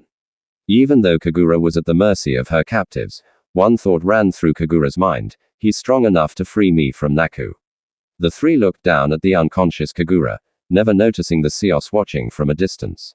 So, she's with this Nuraku who possess a good deal of the dual right Kohaku? Naruto asked. Yes, Inari-sama, but even though she is a demon, Naraku forces her to work for him against her will. Kohaku answered. Doesn't matter. She needs to be dealt with. I can take care of her from this range. Na Midoriko suggested, only to be stopped by Na. Wait, I have a better idea. Na rolled up his sleeve, revealing what looked to be markings. However, this thought was dispelled when Na bit his finger, then swiped the finger over his marks, causing a scroll to appear. Smirking at their surprised faces, Naruto opened the scroll. He then started drawing on it. Once he was finished, Naruto did a few hand signs before touching the scroll and Kagura sealing said demon into said scroll. Where did she go? How did you do that? Midoro asked. Seeing I can do it, Naruto explained with a wink toward Midoro. Well, since that is taken care of, let's go to the nearest town to pick up some clothes and weapons from Midoro, and you as well if you want any Kohaku. With that, the three left a beaten and broken dog demon behind. With Nuraku frowned at what he just saw and heard. First, Kagura was put into some scroll which probably protected her from him. Second, and most importantly, the demon he seemed to be on a collision course with happened to be the legendary Inari. Naruto, like everyone else, heard stories about Inari, but simply pasted them off to be just stories. Another thing he noticed was Kohaku was with Inari. Naruto felt different a while back, but thought nothing of it, as he was concerned with destroying Kiku. However, he now knew it was because of Inari breaking the hold he had over Kohaku, something which angered him, as this was his one big leverage against Inuyasha should things go bad for him. As the gears in Naku's mind started turning, he realized he could use Inari to destroy Inuyasha. All he had to do was let Inuyasha's group know Haku was being controlled by an even bigger threat than himself, which of course was Inari. Hakuoshi, I want you to forget about Kiku for now. Instead, I want you to go to Inuyasha's group and inform them of Sango's brother now being under the control of Anar. Naruto said with a smirk, do you really believe Inuyasha will be able to stop what we just felt? Hakodoshi asked. Of course not, but I do believe Inari will kill Inuyasha and his group, especially if he was able to deal with Sesomaru so easily. Hakodoshi quickly took off, leaving Naku to his thoughts. Once Inuyasha's out of the way, I can focus on Kiku, then Inari. If I'm extremely lucky, both groups will take one other out. With Totoi and Myoga sat across from Totoi, who was working on a sword. Noticing the sword was nowhere near the quality of what Totoi usually makes caused Myoga to start the conversation they both knew was coming. So why do you think Inari-sama has resurfaced now? Myoga asked, resulting in Totoi halting his work, something he always did when talking about Inari. Who knows, that old fox works in mysterious ways. I'm more worried about Inishio's sons, Totosai answered with me nodding his head sagely. I agree. If either one of them meets up with Inari with their attitudes, they're finished. I don't know about that, though. I know the beating he'd give them would be pretty bad. Totosai responded. If they were smart, they would do what Inishio-sama did. That takes me back. Seeing our master ordered around was quite amusing. Totoi mused. I'll always remember it as the first time I had some of the best blood ever. Flashback. Inotate-sama, may I ask where we are going? Myoga questioned from his spot on Inishio's shoulder. I guess it would only be fair to let you and Totoi decide if you wish to continue. I am going to find Inari and request he train me. Inotate explained, ignoring the protests from Myoga and Totoi. But Inishio-sama, don't you think your father could train you? I mean, he's actually real. Totoi chuckled only to shut his mouth the moment Inishio's gaze was upon him. First, Inari is real. In fact, I know where he is at this moment. Second, my father and I don't get along too well. You two know this. Old fool has the nerve to say he's stronger than Inari and humans should line up to be devoured by us. The group stopped at a mountain which appeared to reach into the clouds. Toto sighed as he grabbed onto the back of Inishio, who began his descent up the mountain the hard way. The reason being he was told to do it no other way, as apparently other demons climbed it using the demonic powers only to be repelled off the mountain halfway up, which was always painful. As Inishio continued his climb, he was forced to deal with Totoi yelling in his ear on 4 different occasions that he was falling or he was losing his grip. After a 12-hour climb, Inishio reached the top of the mountain. The first thing he did was toss Totoi to the ground, who mumbled something about no respect. As they let everything soak in, the 3 noticed how big the mountain was and the fact there was a tower in front of them.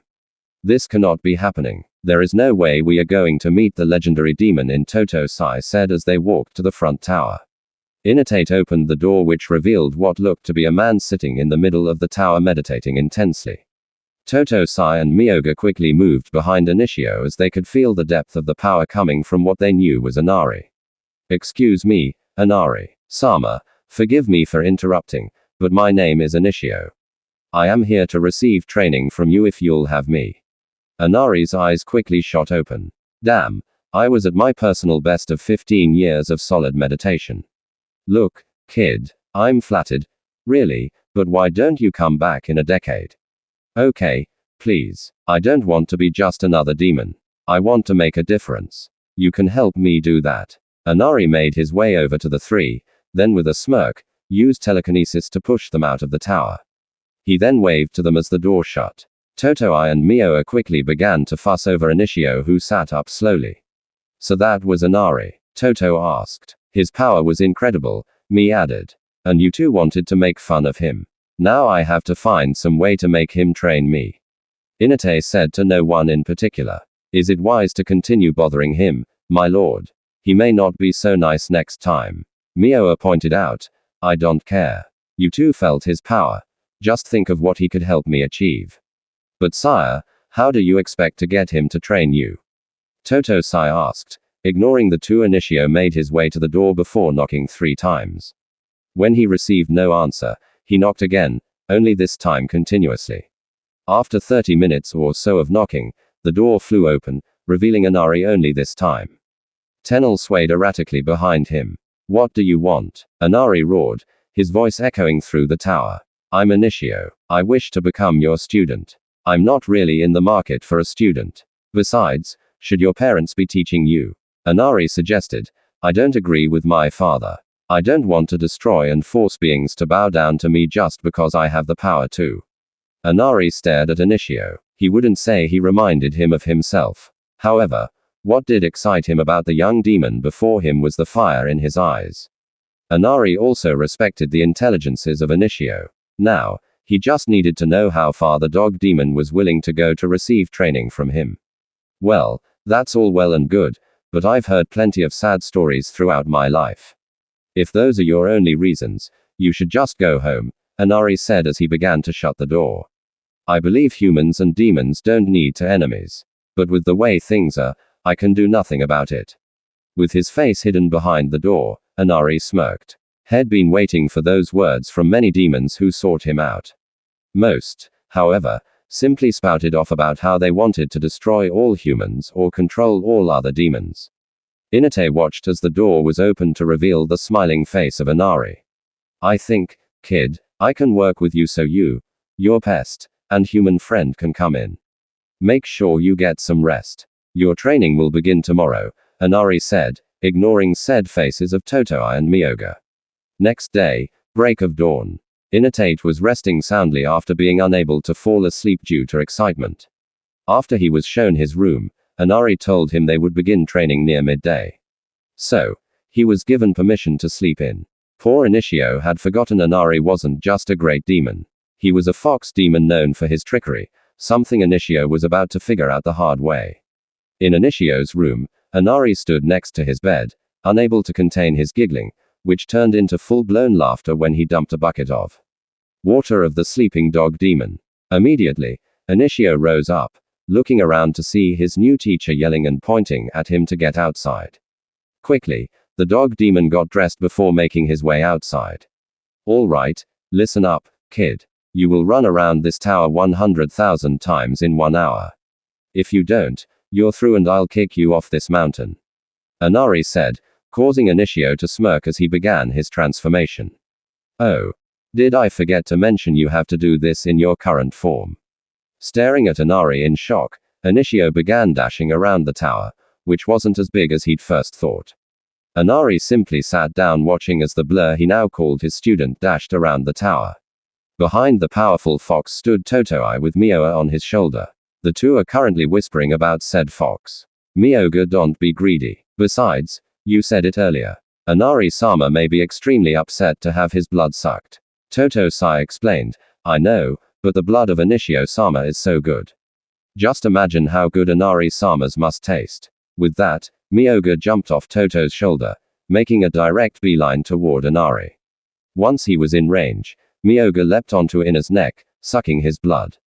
The moment Myoga tasted Inari's blood, he was sent into a high the likes of which he'd never experienced before.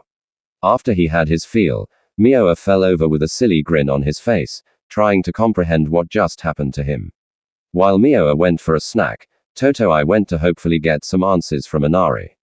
So, Inari-sama, I was wondering what I should do with my master's training. Toto asked. Inari glanced at him. He could tell this human had a faint level of chakra in him, not enough to do most ninja things. However, Inari knew if he could find out what element Totoi was, he'd be able to teach him how to use it to a small degree.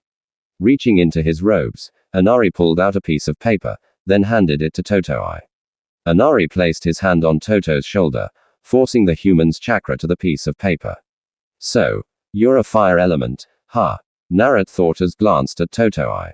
As a matter of fact, there is. I'm going to help you use a power you don't even realize you have. But Inari-sama, what type of power could I possibly possess? I'm a human. You'll see. Good job, Initio. You're already at 550, though. It's a shame you're not even halfway there yet. Flashback over with Inuyasha's group. The six sat next to a lake just outside of a nearby town because Sango needed some quick repairs done to her weapon. The group was currently on their way to a lead on Nuraku's whereabouts, and the town happened to be on the way. So, Maraku suggested they stock up on supplies, which meant him performing a fake exorcism. So, Inuyasha, this informant has Naku's exact whereabouts. Sango asked. From what I've been told, he knows where Naku's castle was. I doubt it's still there, but who knows? We may get lucky with both Naku along with the castle still being there, and we get a chance to ambush Naku when he least expects it. Inuyasha answered while grabbing Shippo, who was trying to take some of Inuyasha's food. The more likely scenario is, we find clues as to where Nuraku is setting up next from the old castle. Maraku explained as he ignored the sit commanded yelled out by Combe. But the most important thing is Kohaku. How do we deal with Naku without him killing Kohaku or having Naku use him against us? Combe asked. May we can try to capture Kohaku the next time Naku we meet him. Shippo suggested while dancing on Inuyasha's back, or I could tell you where to find him. Hakodoshi said, causing the group to leap to their feet and grab their respective weapons. Hakodoshi smirked as he put up his hands in mock surrender, confusing the group. The reason I'm here is to tell you Naraku no longer has Kohaku under his control. Instead, he is now under the control of Inari. Upon hearing this, Kurara jumped from the shoulder of Sango, then surprised everyone by transform and growling wickedly at Hakuoshi. Sango stepped forward hoping to calm her partner, only to move back as Kurara continued to aggressively move toward Hakuo's. Hi, Sango, I suggest you get your pet before I strike it down where it stands. Hakodoshi said, drawing his weapon. If you want to find Inari, he's north of your position. With that, Hakodoshi vanished, leaving the group to contemplate what they just heard along with what they were going to do. Morocco reasoned it was convenient of Hakodoshi show up when they were close to a lead on Naku, which Inuyasha agreed with. Sango immediately suggested they go after and kill Inari, which Kagome agreed with. However, No seemed to take Kurara's feelings into consideration as said demon took off toward the north, ignoring the calls of Sango. Where's she going? Inuyasha asked. She must be going to kill Inari. Kurara has always been closer to Kohaku than me. Sango explained as she took off toward the village with Combe and Shippo in hot pursuit. Inuyasha, we should follow them, Maraku yelled while looking at the direction the girls went. No, we need to find Naku. You said it yourself. It could be a trick. For all we know, Kohaku is still under the control of Naku. With that, Inuyasha took off toward the south. Moroku reluctantly following him. With Naruto, Midoro stepped out of the hut wearing the same outfit she wore before her death, though it had a few mode rations. First, her armor was 10 times stronger thanks to special seals Naruto added. The color of the armor was a dark blue. Second, the fabric her clothes were made of was actually mystical because it was impossible to rip. The color of the clothes were orange, something Naruto felt was very attracting on Midoro. Third, the mirror-like buckle belt, which connected the armor, served as a holding place for her current and future weapons. As of this moment, Midoriko's only weapons were a bow and arrow with plenty of extra arrows in the seal. To finish off the outfit, Naruto got Midoriko a pair of ninja sandals. Midoriko's hair, which reached the top of her butt when free, was now in a high ponytail, which revealed her beauty and jewel on her forehead. Midoro allowed a smile to come over her face as she looked at herself. Seeing his lover was satisfied with her new clothes, Naruto turned to Kohaku, whose gaze was directed toward the sky. Hey kid, something the matter? Well, Inari-sama, if it's not too much, could we make a small detour to inform my sister that I am longer under the control of Naku? It's something which has bothered me for a while, Kohaku stated as Midoro made her way to Naruto's side. Well, Midoro, I'll leave this decision up to you. We can look for his sister or we search for more jewel shards. Naruto explained while Midoro glanced over at Kohaku. Alright, We may be able to find some of the shards on the way. Midoriko answered, "Thank you, Priestess Midoro." Already knowing Kohaku's scent, Na attempted to track a scent similar to Kohaku's. After 5 minutes of searching, he smelt a scent coming toward him from the south. The group left the village heading south until Naruto stopped, causing Kohaku and Midoriko to stop as well. "Naro, what's the matter?" Midoriko asked. No one got the chance to answer as all three were knocked over by a large cat demon which proceeded to lick every one of their faces. Though Midoriko and Kohaku received the bulk of the licking once they were led up. Midoriko actually hugged her demon friend while Kohaku did the same, causing the two to look at each other. "Priestess Midoro, you know Karara?"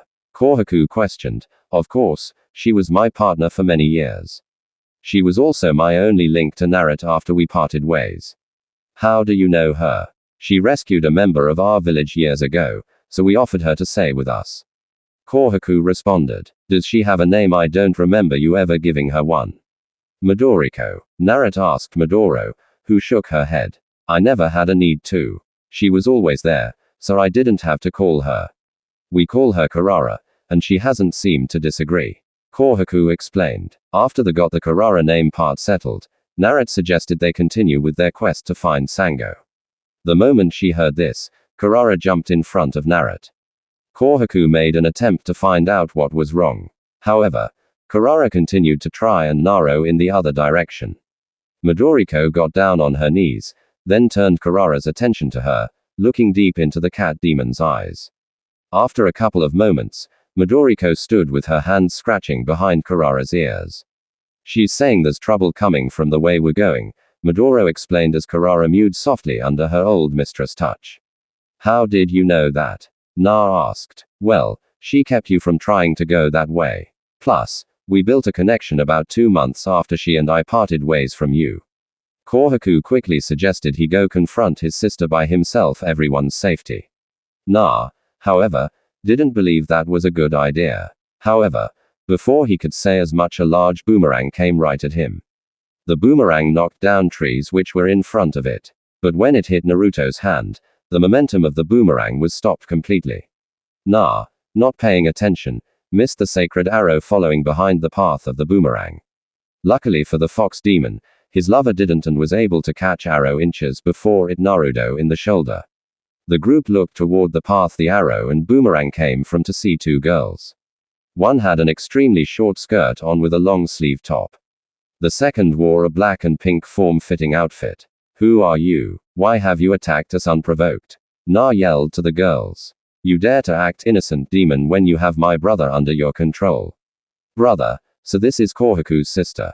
Then Naruto thought as he watched Sango charge him. Sango drew her sword, slashing at Naruto, who simply leaned back. Sango quickly followed it with another, which Naruto blocked with his bare hand, shocking the demon slayer. Sango leapt away from Naruto, who kept his eyes on her until the sound of an arrow passing through the air made him turn to the girl who'd shot a second arrow. However, Kohaku used his Kusriyama sickle end to destroy the arrow. "Demon, release my brother at once before I am forced to destroy you." Sango warned. "Sister, stop it. Inari-sama saved me from Naku. He was going to help me find you so I could tell you this, but here you are attacking him for no reason." Kohaku, "I'm sorry. I thought Sango started only to be interrupted. You thought because I chose to travel with a demon, I was under his control." Kohaku, "You're not acting like yourself, and I believe this demon is the reason why. For your safety, he must be destroyed." Sango, "Wait. Listen to your brother. This demon hasn't even made an aggressive move toward us." Kong yelled toward Sango. "Kong, the demon is fooling you as well. I guess I have no choice but to do this myself." Sango charged Naruto, her sword drawn, ready to end the demon and get her brother back to the way he used to be when they were in their village together. As Sango reached Naruto, she was kicked in the side, sending her to the ground. Enraged, Sango got back to her feet to see Kohaku standing between her and Na. "How dare you, demon, force my own flesh and blood to attack me? Now your death will be twice as painful." Sango yelled. Sick of this, Naruto used his speed to appear in front of Sango before she could make a move, stunning the female demon slayer. Sango stared into the eyes of the demon, who simply looked at her with what she felt was pity. Enraged further, Sango leapt at Naro. Sango kept her eyes on Naro, who seemed to vanish only to reappear behind Sango, and with a quick chop to the neck put Sango in dreamland.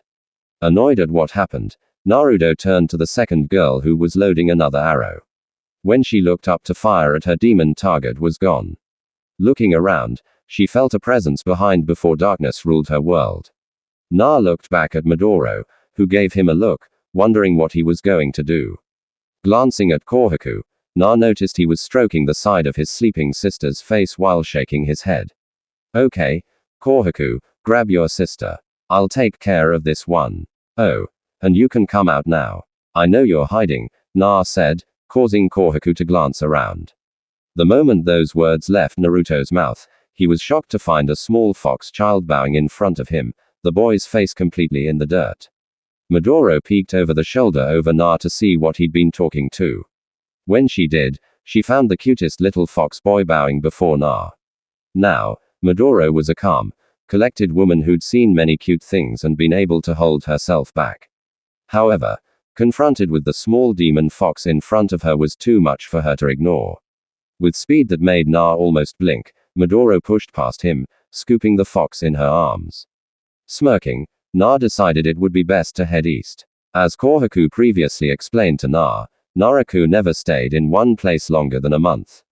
The group made its way eastward, although Na had to pry the small fox demon away from the grip and bust of Midoro before they left. So, small fox child, what is your name? Midoro asked as said child and Karara in kitten form hitched a ride on her shoulders. I'm Shippo. Are you going to hurt Sango and Kagoma? No. Despite what your friend wants to believe, I'm not evil, nor is Kohaku anymore. I was able to save his life. No longer does he have a need for any jewel shard. Na answered while adjusting the unconscious Kagoma on his shoulder. So, are you really a Nari? Yes, I am. Then prove it with a sigh. Na allowed his 12 tails and fox ears to become visible to Shippo gasped in awe. Can you teach me how to be as powerful as Usama? Maybe when you're older, Naruto answered while Midoro simply giggled at the two fox demons. At Nuraku's castle, damn, we just missed him. Inuyasha said only to move his head to his left, barely avoiding a scared arrow. Looking up, they saw Kiku stand in front of them loading another arrow. Inuyasha, why is Kiku attacking us? I don't know. Kiku, stop. It's me. Inuyasha yelled to Kiku, who approached them with an arrow, still trained on the both of them. As Kiku moved closer to the two and got a better look at them as she lowered her weapon. Apparently, Naruto abandoned the castle a week or two ago.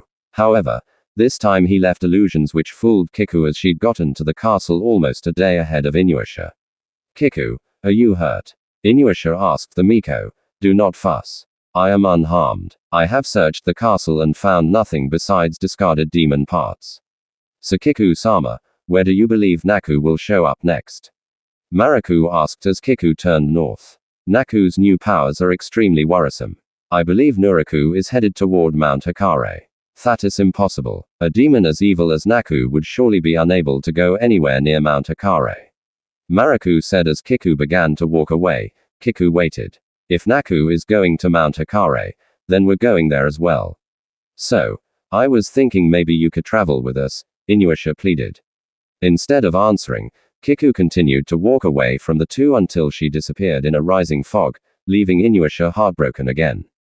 Consoling his friend the best he could, Maruku suggested they get back to the village to meet up with the girls and Shippo. As the two made their way back to the village, Maruku began to think about Nuraku, Inari, and Mount Hikare. Kiku had to be wrong Naku and Mount Hikare, as there was simply no logical explanation as to how Naku could be anywhere near Mount Hikare. The bulk of his thoughts centered on Inari. He actually believed the demon was a good being, as too many stories were too similar for him not to be. This of course led him to the problem of Sango.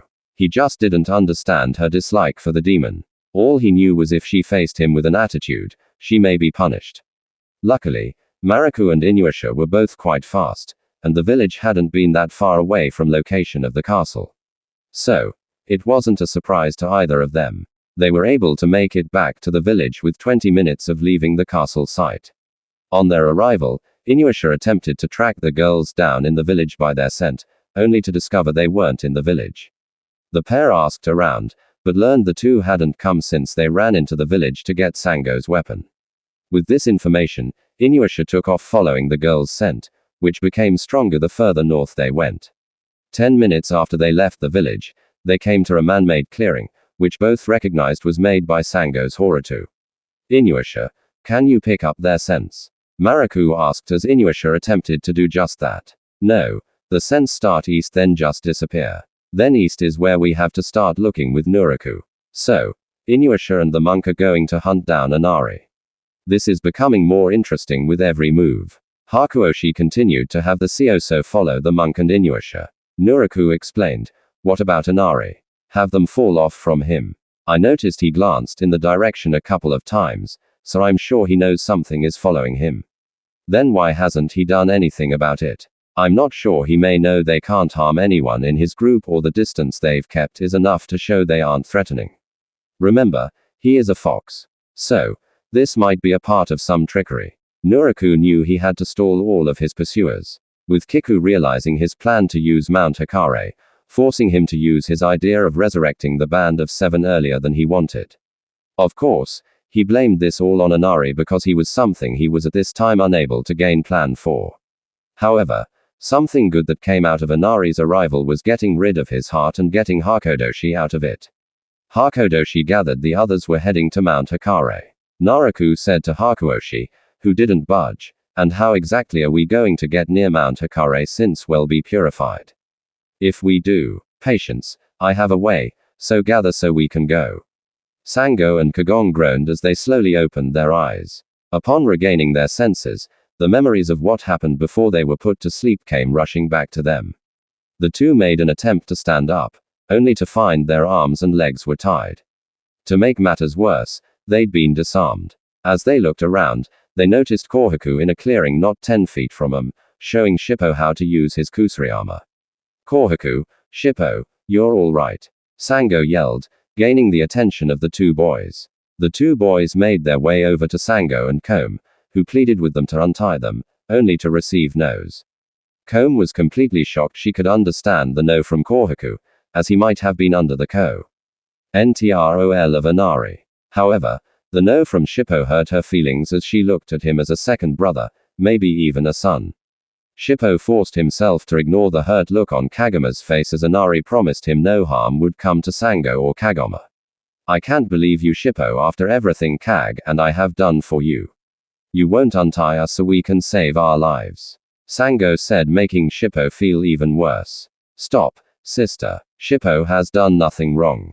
Inari-sama isn't going to hurt you. In fact, before you showed up, he was going to let me come to you to let you know I was no longer under Naku's control. Kohaku yelled at Sango, because you're under his control. Enough. You've changed, sister. Sango stared at Kohaku as though someone just hit her. How could he say she'd changed when he was the one following a demon around willingly? At that moment, Sango vowed she would break whatever control Inari over Kohaku, no matter what she had to do. Kong looked at Sango, then back to Shippo and Kohaku. Neither one appeared to be acting differently, though she couldn't really speak for Kohaku. Kong looked back to Shippo, whose eyes had filled with tears at the way the two women in his life thought of him. Kong started to apologize, only to stop when Shippo ran away from him, crying his eyes out. Kohaku glared at the two girls before chasing after the fox demon. As Shippo ran into a forest, looked around for a place where he could just go to be alone. What Shippo ended up finding was a huge green demon. The demon proceeded to grab Shippo around the tail. Feeling as though he'd betrayed his friends, Shippo didn't struggle. Instead, he simply cried as the demon lifted him toward its mouth. Shippo watched as the demon put him in its mouth. But just as its teeth came down on him, Shippo felt himself on the ground. Through watery eyes, Shippo noticed Midoro picking him up, hugging him close to her heart while stroking his hair. Or, what's wrong with my little fox boy? Midoro asked, the sight of the boy crying, breaking her heart.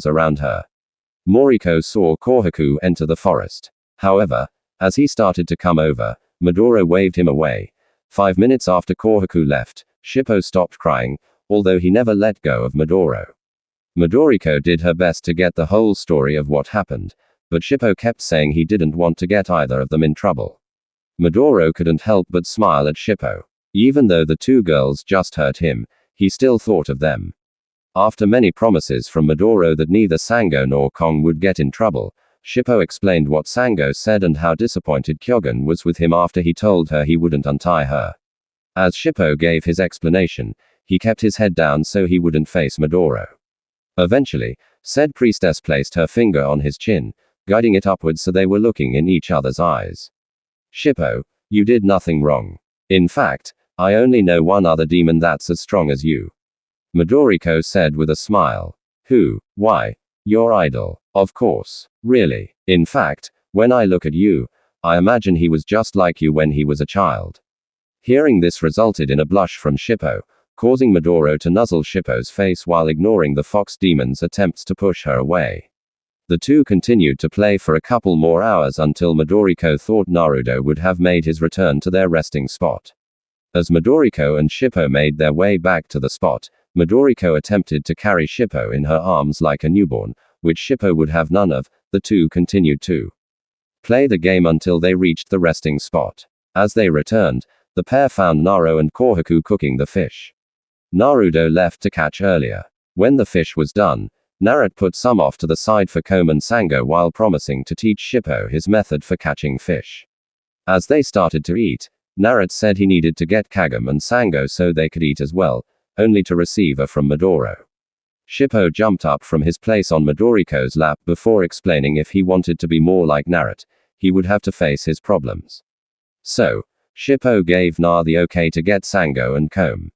Midoro looked at Shippo worried he was attempting to take on responsibilities he didn't need to in order to be more like Na. It wasn't until Shippo gave her a wink did she feel slightly better about him facing the two girls. However, Midoriko did place Shippo back in his original spot on her lap just in case he caught nervous he'd know she was right there. It didn't help Shippo with the embarrassment factor when Kohaku started laughing at him. Of course, that stopped when Midoriko gave Kohaku a look, resulting in Kohaku finding his fish to be the most interesting thing in the world. When Naruto returned, he had both girls over his shoulders with Sango the only one complaining while Kagome was surprisingly quiet. Once the fish was divided up, everyone began to eat except Sango and Kagome who refused to eat unless Kohaku or Shippo fed them. Midoriko immediately said no. However, Naruto told her they couldn't just let them starve. As they ate, Midoro could feel the glare Sango was giving Naruto and decided to call her on it. What's your problem, little girl? Midoriko asked. Sango started to answer, but the words froze in her throat as she looked at the woman who asked the question. Kagome noticed the look on Sango's face, so she followed her friend's gaze to the woman she remembered was in the cave just outside the demon slayer's village. Sango quickly accused Na of bringing Midoro back to the land of the living to be his slave. To which Midoro laughed, "You foolish girl. He brought me back to the land of the living because I died before my time and the most important thing he loves me." Midoro answered, stunning everyone except Karara. "Impossible, he's evil." Sango responded, "Evil is he. Tell me, would someone evil train me? Have a special night with me then tell me I couldn't stay with him because I was destined to help humans." Midoro, what do you mean by a special night? Shippo asked, causing Naruto and Midoro to blush. I'll explain it to you when you're older. Shippo. Sango stared at Naruto in disbelief. She couldn't believe what Midoro just said. However, Sango was positive Midoro wasn't under any demonic influence. At that moment, Sango began to understand the mistake she'd made, but to put to bed any lingering doubts about Inari needed to know for sure. Kagome, do you see anything demonic about Midoriko? Sango asked, almost praying. Kome found something. No, she's clean. Demon Eye. His name is Inari-sama. Sister Kohaku said, Inari, I'm sorry for accusing you without any proof. My brother and Shippo tried to tell me you weren't evil and I refused to listen. Shippo, I'm sorry for treating you so badly earlier. Kohaku, I should have listened to you. It's just everything that happened with Nuraku. Then Hakuoshi said you were under Inari's control. I was just tired of my brother being used as a pawn. Shippo, I'm sorry I shouldn't have gotten upset with you. Kagome said, slightly jealous of Midoriko. Don't worry about it. Kohaku has actually been helping me and Midoriko out quite a bit. It's been such a very long time since we've been in the world. We needed someone to guide us. Na explained as he untied the two girls. So where are you heading? Sango asked while looking at Kohaku. We are going north. You can't. If you keep going north, you'll head directly to Mount Hikare. Inari Samayu, Karara, and me can't go to Mount Hikare without being purified. Shippo explained. Midoro chuckled, causing everyone's attention toward her. Especially if she and Naruto were in love. Why would she laugh at him being purified? Midoro-chan, why are you laughing? Shippo asked. I'm sorry, Shippo-kun. It's just what you just said was funny. What do you mean funny? Kome asked. Naruto can't be purified. Sango's mouth dropped while the piece of fish she was eating fell out. Kohaku suddenly had bug eyes and Shippo simply stared over at Naruto, not as surprised since he believed his idol could do anything. Kagome stared at Naruto, hoping she could tell if Midoro could tell the truth. However, Kagome soon noticed something strange about Naruto's demonic aura. Na noticed Kagome was staring at him, looked into her eyes. The two having a silent conversation when Kong realized what was different about Na. You used to be human. Kong blurted out. It's been so long ago I don't even remember what it's like. Why didn't you tell me? Midoro asked. It just slipped my mind. Moriko's right though. One time during a training session years ago, she hit me with a purification arrow and nothing happened. Not to change the subject, but I was wondering if Kohaku was going with you. Sango asked. You still don't get if Kohaku wanted to leave right now he can. Sango turned to Kohaku, excited about being reunited with no strings attached to her brother. The excitement turned to sorrow as Sango noticed a look in her brother's eyes. Sister, I love you but for the moment I feel my place is by Inari-sama's side. Kohaku explained, hoping Sango would understand. And my place is beside you. Sango retorted. Sango, what are you saying? Kome asked. If you'll, I wish to travel with you. I don't know. Our group seems like it's getting bigger every day. Besides, don't you have friends who might miss you? Na reminded. Sango stared at Kagome while her thoughts drifted to Inuyasha and Maruku. Sango cared for her friends. Out of all of them, she knew she'd miss Kagome the most. Though from day one, she made her goal clear and everyone knew of it. I will miss them, but my place is with my brother. Fine, I'll take the rest of you back to your friends tomorrow. Na said, I want to stay as well. Shippo yelled out. Well, he's not going anywhere. No way. Midoro is going to let me get rid of him. Kong started to say something hoping it would change Shippo's mind, but in the end knew she couldn't. Inari was Shippo's idol. Plus, Shippo developed a quick bond with Midoriko. Kagome knew everything was changing. After tomorrow, she'd be separated from 3 of her friends.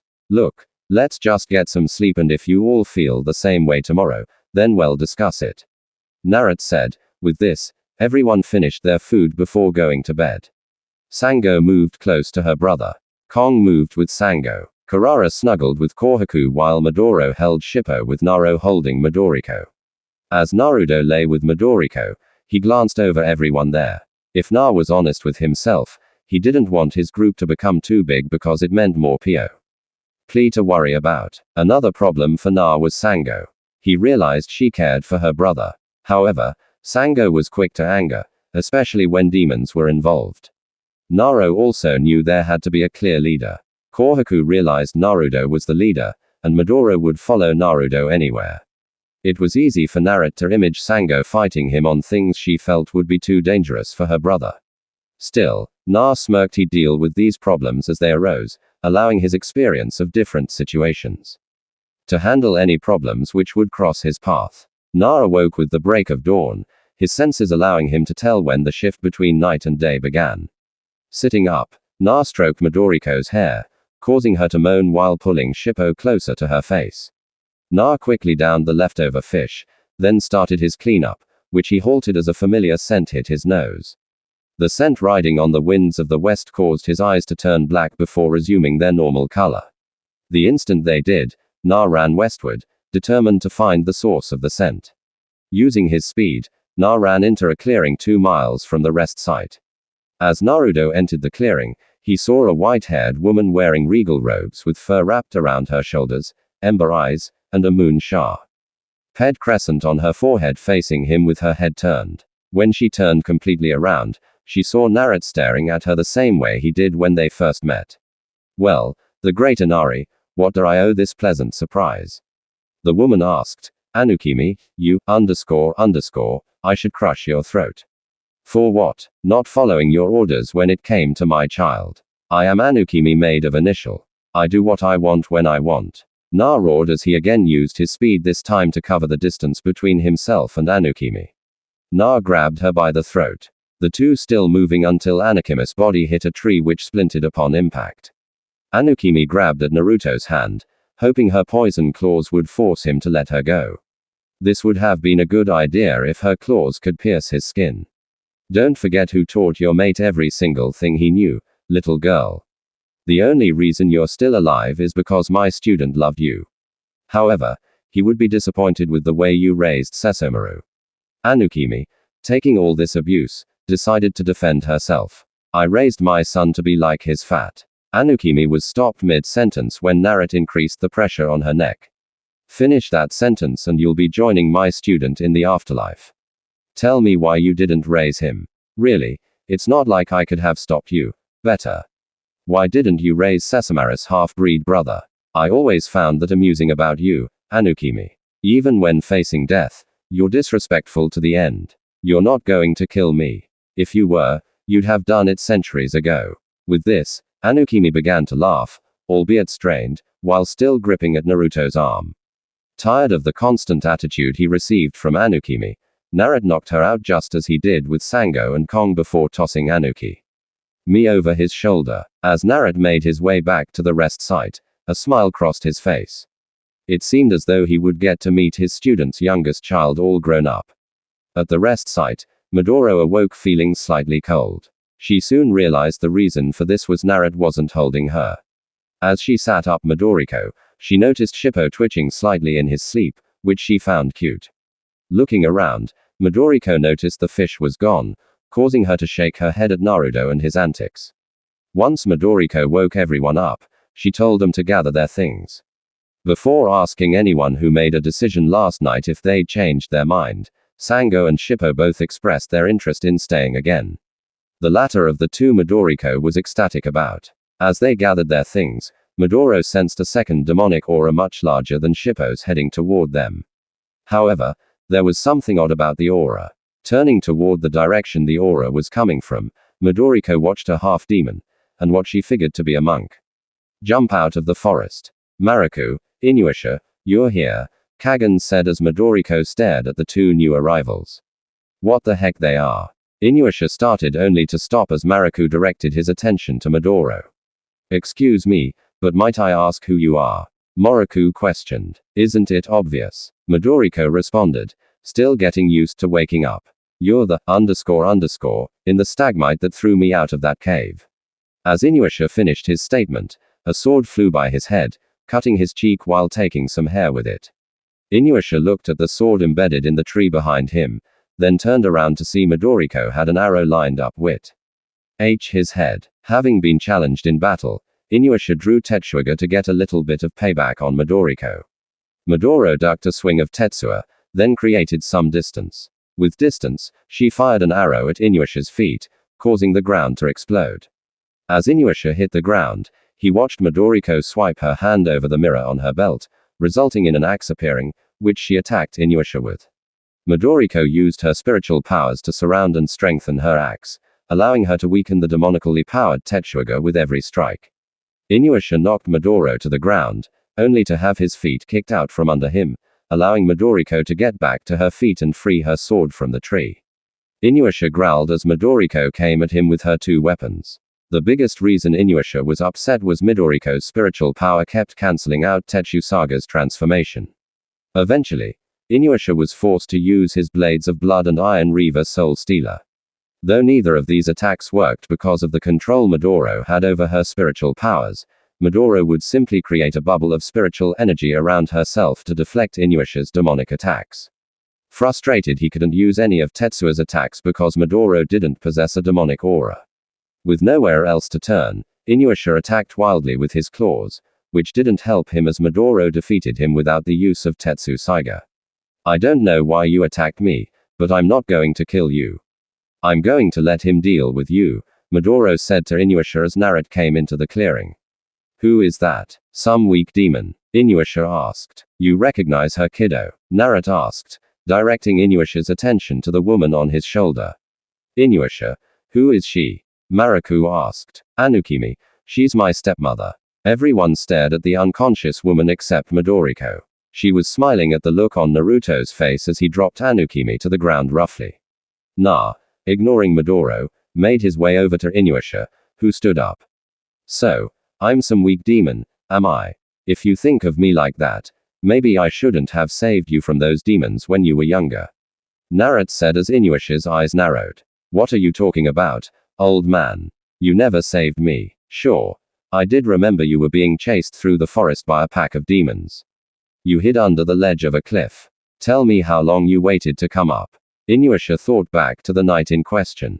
Inuyasha remembered every part of the night the demon in front of him spoke of. However, one thing always stuck out to him about that night. He never climbed back up to the top. He eventually cried himself to sleep, and when he woke up, he was against one of the trees in the forest. Inuyasha stared at the demon in front of in shock. Sorry it took me so long to help you out. I was distracted by this, shall we say, woman. Naruto explained as he kicked Anukimi on the side. Wait, you're saying you saved Inuyasha when he was a child? Maruko slightly questioned. Of course, you know his father was my student. From what I've seen, both his sons remind me of him in same way. But that's a story for another time. We need to get moving to Mount Hikare. I'm staying with my brother just as I said I would last night. Sango blurted out, surprising Inuyasha and more importantly Maruko.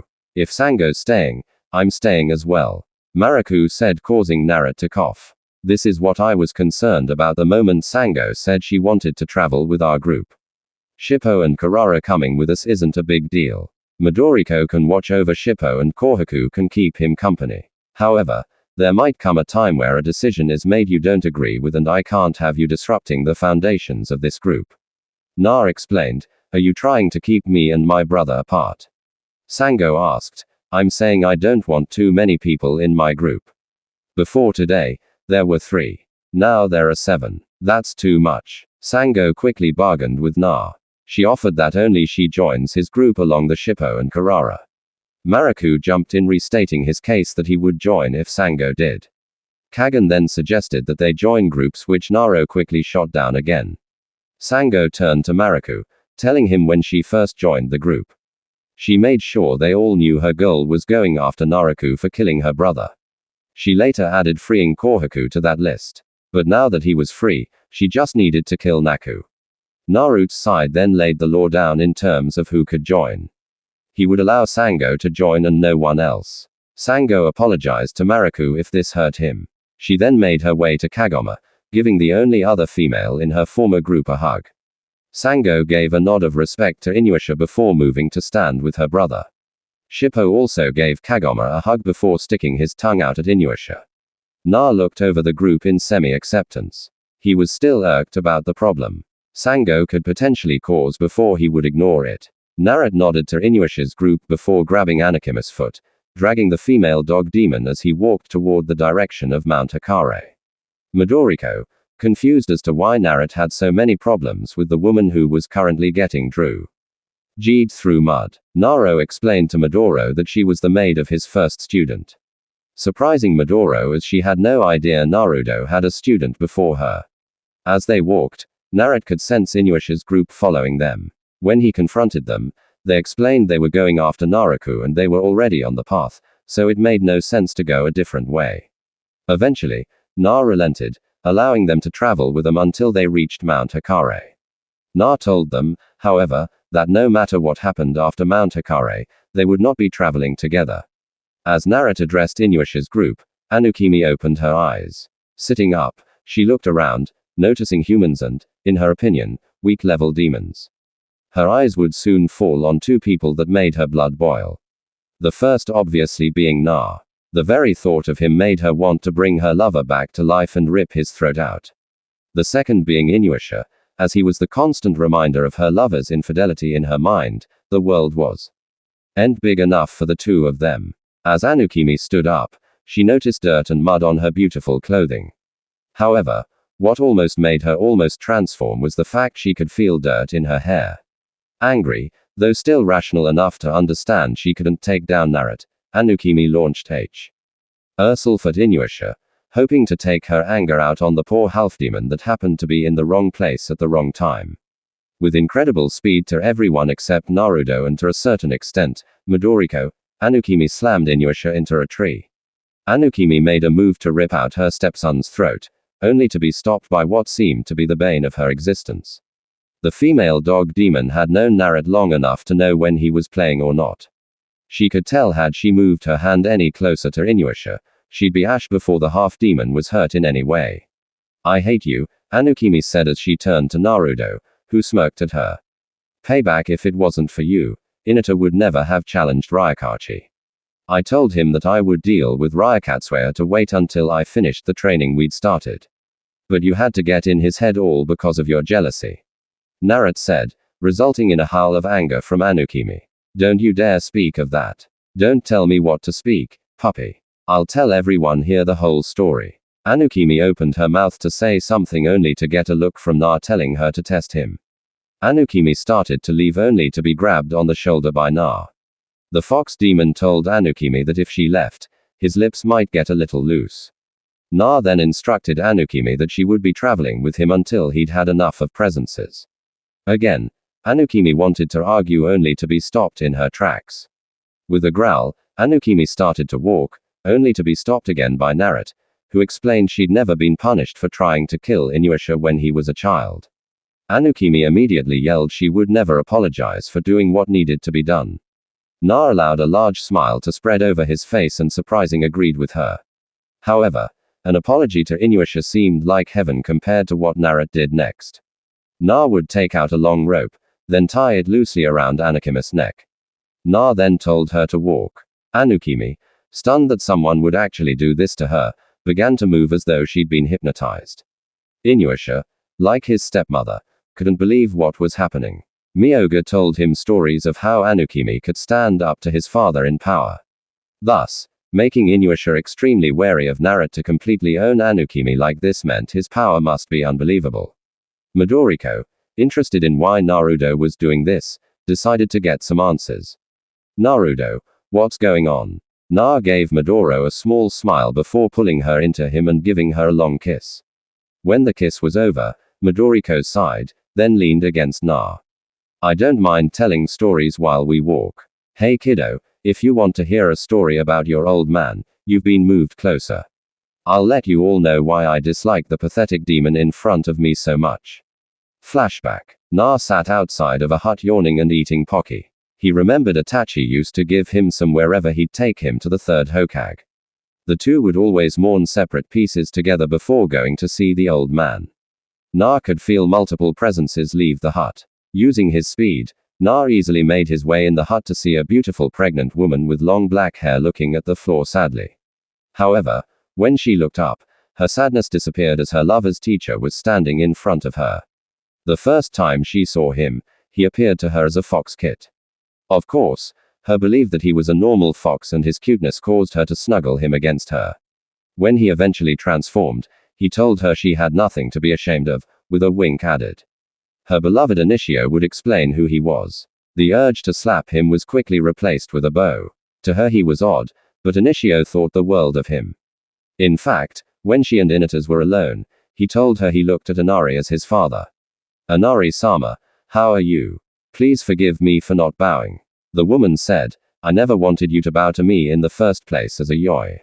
Now, how is that kid coming along? Naruto questioned. It's good, very active. Actually, Inishio told me you could tell me the gender. He told me you told him the gender of his first child. He told me he doesn't want to know the gender of this one. That's why I'm here. All I need to do is touch your stomach and I'll be able to tell you. Na touched stomach. Then, after 5 minutes, he took his hand away from her stomach. He then told her she was going to have a boy. Her very own Inishio running around getting into trouble just like his father. Is Aoy smiled shyly. Then asked Na if he would look out for her son. Na gave her a nod then suggested that he give her a gift through Inishio. Na gave Aisoi a pat on the head resulting in a blush from the princess before leaving. Na quickly made his way out of the village toward the western lands. With his speed, he arrived 15 minutes after he left as a yoi. Upon arrival at Inishio's home, Naruto walked in to see his student surrounded by the demons who lived on his land. With a shout of sensei, the demons knew it was time to leave. I didn't think you would make it, sensei. Inate said only to receive a slap on the head from Naruto. Baka, did I not tell you I would be here? When have you ever known me to go back on my word? Na questioned hotly. Never, sensei. That's right. Now, why am I here? A couple of things, sensei. First, I believe Sesomaru is prepared to face you in order to test his powers. Second, my subjects were just telling me how concerned they were with Ryukachi. I've been trying to decide whether or not I should deal with him. Good thing I got here in time to help you out. You won't be facing Ryukachi. But, sensei, I'm ready. I've worked on everything you've showed me. Look, you may be an important demon now, but I am still your teacher. The demon who knows your skills better than you do, and I just don't think you're ready yet. Inate was about to give in when he heard a voice from behind him. I think he's ready, and as one of the demons who lives in this lands, I believe Ryukachi should be taken care of as soon as possible. Inate turned around to see Anukimi standing behind his throne. Anukimi nodded to Inishio, who smiled at her in return. His mate had been extremely sore at him when she found out about Aisoi. However, now it seemed like she was prepared to stand by his side when he would needed her most. You see, Sensei Anukimi thinks I'm Rei. Inate noticed his sensei's eyes flash gold. Then he had both himself and Anukimi pinned against the closest wall by their necks. First, don't you ever contradict me again, you'll cover the world with your ashes. Second, I don't feel comfortable about you facing Ryuku. So you won't. This is my decree as your sensei, disobey it at your own peril. Na walked off to find Sesomaru. While Inishio roared in anger, the dog demon couldn't believe that his sensei didn't have faith in him, the one demon above all the Sun who he took on as a student. Anukimi watched as thousands of thoughts ran through her mate's head. She had lived long enough to read any demon with the exception of Na. Right now, her readings told her that Anisha wanted to prove to his teacher, the demon he idolized, that he was worthy of his attention. Do not pout, my love. Simply go out and destroy Ryukachi. Then your master will see that he has made a mistake. Anuki Mikudid, you want me to disrespect my master? Inate roared. No. I want you to show him that you are a more capable demon than he gives you credit for. Tell me, do you wish to bring a child into a world where Ryukachi roams? He might destroy the child just as a warning to you. But I've never gone against sensei before. When we explain it to him, he will understand. You are protecting your land, your pride, and most importantly, you are protecting your family. Inate stormed out of the throne room. He then made his way to his armory and grabbed Tetsuya. However, as he grabbed Tenseiga, the sword refused to move from the wall it was on. Inate paused for a moment as he looked at Tenseiga and wondered if the sword was trying to tell him to listen to his sensei. Still pumped up from Anukimi's speech, Inishio overpowered Tensei before leaving the castle, his mate smiling in the background as she watched him off. Meanwhile, Naruto entered the courtyard to find Sesomaru waiting for him. The moment he saw the boy, Na growled. This was not what he'd envisioned for the first child of his student. I see you've grown, young puppy, but what makes you think you're prepared to take me on? Na said, when father was actually paying attention to me before he left mother to be with that human, he trained me to face you in combat. He told me it would be the most defining moment in my life. However, all I see before me is an old demon who would be lucky to lay a finger on me. Do you want me to kill you? Na asked with a chuckle. As Naruto prepared to test Sesshomaru, he felt something he'd been dreading since he heard of Ryakachi. That being his student fighting him. Turning around, Naruto began to make his way to where Ryakachi was before he could hurt Inishio. However, the moment he turned, he felt Sesshomaru move toward him. Already enraged, his student didn't listen to him, turned around, and punched Sesshomaru in the jaw with such force he was actually afraid he'd broken the boy's neck. Realizing he couldn't leave Sesshomaru in the condition he was in, Naruto healed him with his power while making sure Sesshomaru didn't remember anything about this. Naruto quickly left Sesshomaru laying before heading out the courtyard. When he arrived in the throne room, he noticed Anukimi sitting on Inishio's throne. Figuring Anukimi had something to do with Inishio disobeying him, formed a Rinnegan and hit Anukimi on the midsection with it. It had been centuries since he last used the jutsu, but it just seemed to be fitting. Naruto ignored Anukimi's smoking midsection and now topless appearance in favor of chasing after Inishio. When he arrived at the battle, he noticed the two large creatures clawing and biting each other. From where Naruto could see, Inishio was definitely getting the worst of the encounter, though Ryakachi was far from fresh. Naruto was tempted to transform kill Ryakachi then step on Inishio until he begged for mercy, but he chose not to. His instincts as a teacher nearly kicked in a couple of times as his student was knocked to the ground several times. Each time it appeared harder for him to get back up. As Naruto continued to watch the battle, his anger rose. Na knew there was no possible way for Inishio to stop Ryakachi unless he used a sealing technique he taught him 100 years ago. Na watched Inishio hit the ground for a 10th time. However, he wasn't getting back up. Na expected this to be the end of his student until Ryakachi did something which angered him to no end about villains. That's right, Ryakachi began to monologue about what Inishio's death was going to be like and how he proved him with nice entertainment. This of course allowed Inishio to regain enough strength to pierce Ryakachi's heart with his claw. Naruto watched as Ryakachi fell back against a rock formation. At first glance, Naruto didn't think Inishio had pierced Ryakachi's heart. However, upon a closer look, Naruto realized Inishio just barely got enough of Ryakachi's heart to seal him. Normally, you'd have to get almost the middle of the heart. However, with Ryakachi so exhausted from fighting, he was weak enough for the claw to keep him sealed. Inate immediately laid down still in his true form. He began to wonder how he was going to explain his wounds to his sensei. With as injured as he was, there was no way he could stand up to his teacher, not to say he could if he wasn't injured. But at least then he could take the punishment he'd be sure to receive. Looking around, Inishio saw the one person he feared in the entire world looking up at him. Not wanting to seem like he was lording over his sensei, Inishio transformed back to his human-like form. Inate stumbled toward his teacher, who simply stared at him. The two were no more than 2 feet away from one another. Inishio took another step, only to have his legs give out on him, causing him to fall. This wasn't something new to Inishio, as he'd been tired after finishing training with his teacher thousands of times. However, those times when he fell, his sensei would catch him. This time, his sensei stepped to his left, allowing his student to hit the ground face first. I told you, you weren't ready. You just became powerful enough to defeat that panther demon. Naruto said, not enough, looking at his student as he addressed him. But Sensei ID Knights started only to be grabbed by the neck and lifted off the ground. You did nothing. If Ryu Katsushi didn't like to hear himself talk, you'd be dead already. Na threw into the ground. His anger at a level it hadn't been at in years. Go home, get your wounds treated. What about is a yo-yo and the child? As punishment for disobeying me, you will not be permitted to see the birth of your child. I will bring as a yo-yo and the child to you after the birth has taken place. Inate roared in anger at his sensei, who simply vanished in a swirl of fire.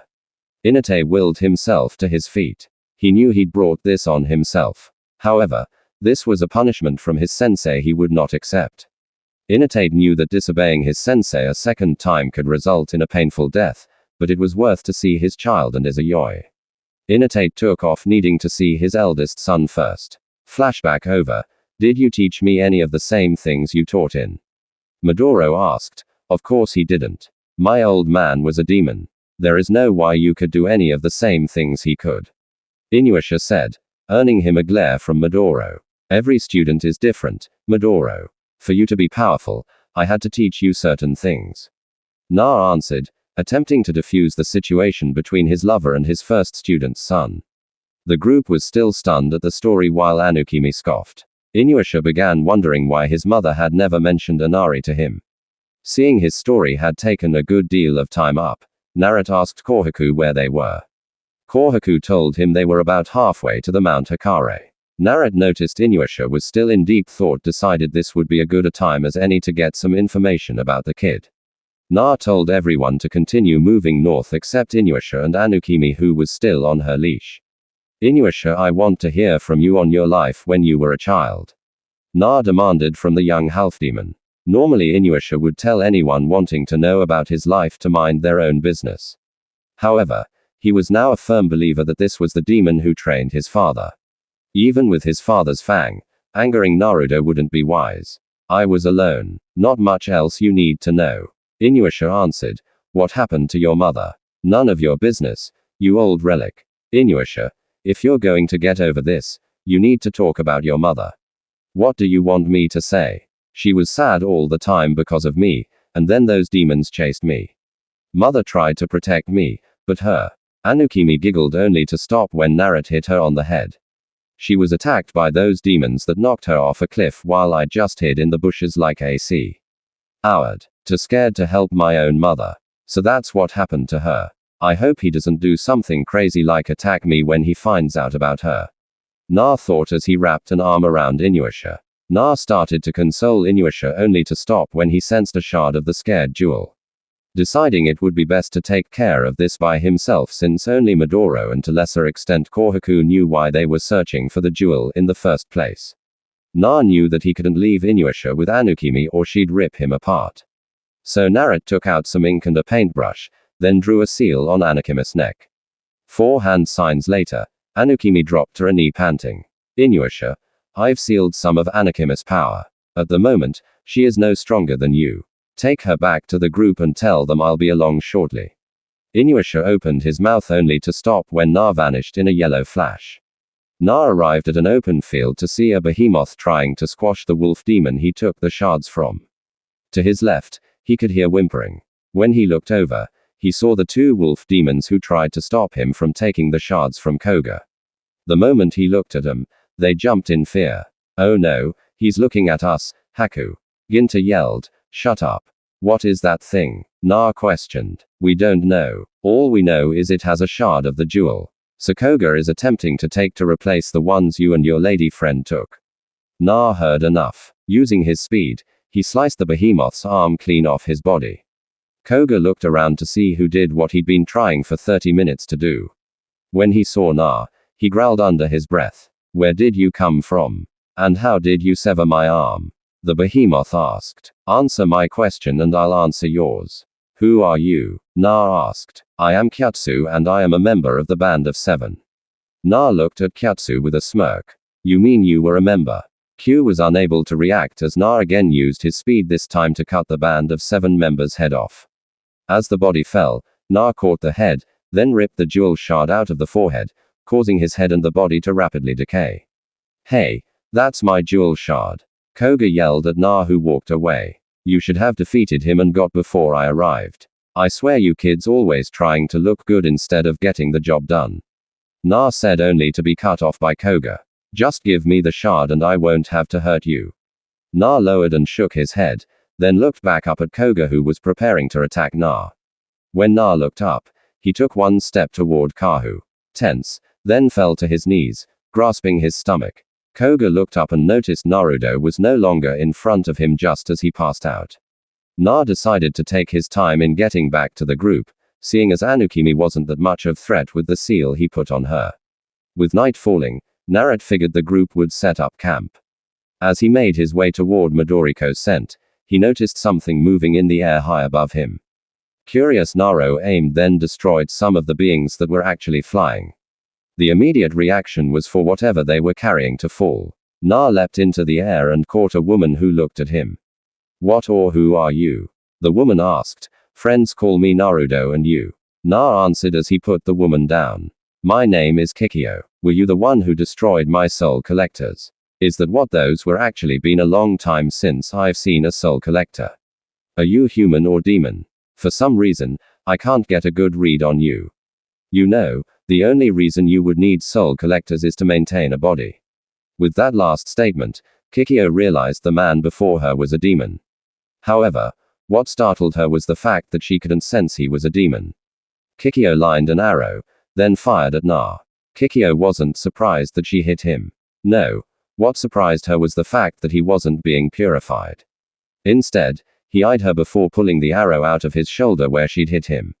Naruto looked at Kikyo only to stop when he noticed small bits of souls slowly leaking from her body. How is it you weren't purified? Kikyo asked as Naruto smiled. Do you really think a cute priestess like you could purify the great Inari? Kikyo froze as Naruto said. Inari, that would explain why she couldn't purify him. She'd heard the stories of Inari. In fact, he was one of the few reasons she didn't kill Inuyasha when he first came for the jewel. Kikyo knew she shouldn't be in awe of a demon. However, now that she was face with the demon of legend, she couldn't help it. Kikyo was thrust from her thoughts when she heard Naruto speaking. So, Kikyo, how long has it been since you passed from this world? Naruto asked while Kikyo lowered her head. Over 50 years, Inari-sama. Kikyo answered while Na placed a hand behind his head. I can sense you have some of your original soul, but where is the rest of it? My soul had already been reincarnated. The only reason I'm able to move is because, like you said, I have a part of my original soul. I can help you. I have a technique that will be able to recreate the rest of your soul. Then, we can move that soul into a recently deceased body, which will take on your soul's form. Kikyo couldn't believe what she'd just heard. Inari could give her a chance to live again. She didn't need any time to think about it. Kikyo agreed. Naruto told her he would have to take care of some business at Mount Hikare first. However, once he was finished, he'd take her back to his home to perform the ritual. Naruto suggested that she stay away from any battle until she was in a new living body. Kikyo asked where she should go to meet him, to which Na responded, now that he had her scent, there was no place in the world she could hide from him. Kikyo nodded, then bowed before making her back the way she'd come. Na decided it was time to get back to the group. So using his speed, he got the group's location within minutes. Upon his arrival, he noticed the two groups separated with hostility filling the air. Clearing his throat, Inuyasha's group turned their attention to him, as did Sango. Na held up a shard of the jewel to Midoro, who smiled. However, Maraku and Inuyasha demanded that he hand the jewel shard to them. Na instead gave the shard to Midoro. The instant it touched her hand, the part of her soul that was in the shard made its way into her body, while the demon that also inhabited the shard was instantly destroyed. What happened? Where did the jewel shard go? Maraku asked. The jewel shard was simply Priestess Midoriko's soul combined with a demon's soul. So when she touches the jewel or its shards, she getting her soul back on piece at a time. Without her soul, the jewel can't exist. Kohaku answered. Plus, if you want to make sure demons don't get a hold of it, well, this is the best way.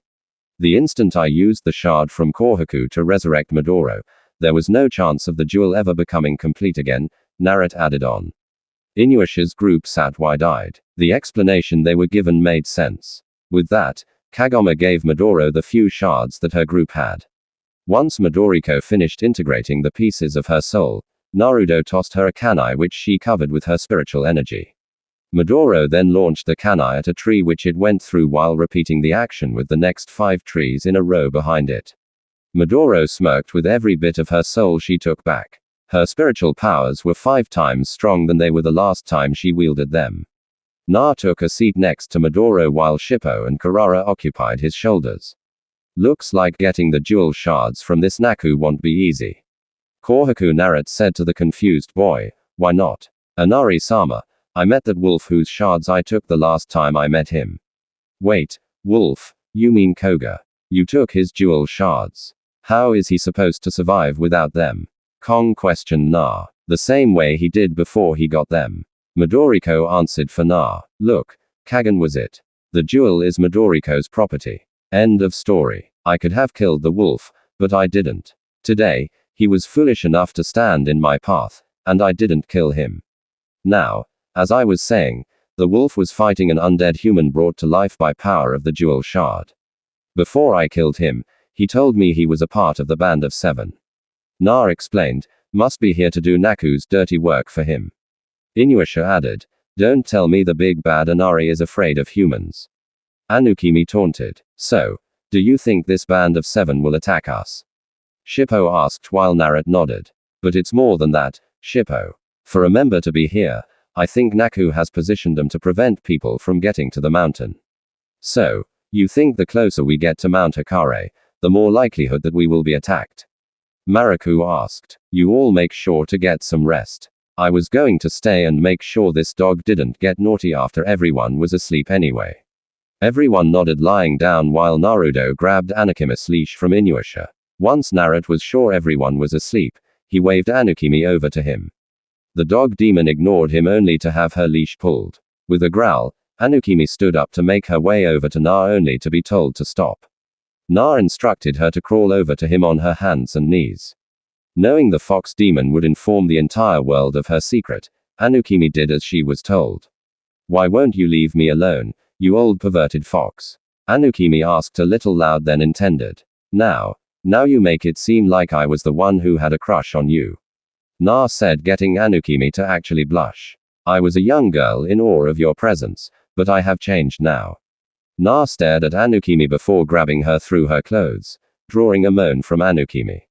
Na used his free hand to reach her pants and tease her, causing her to fall against him while panting uncontrollably. Anukimi hated the fact that he had this power over centuries ago when she first told him that she loved him.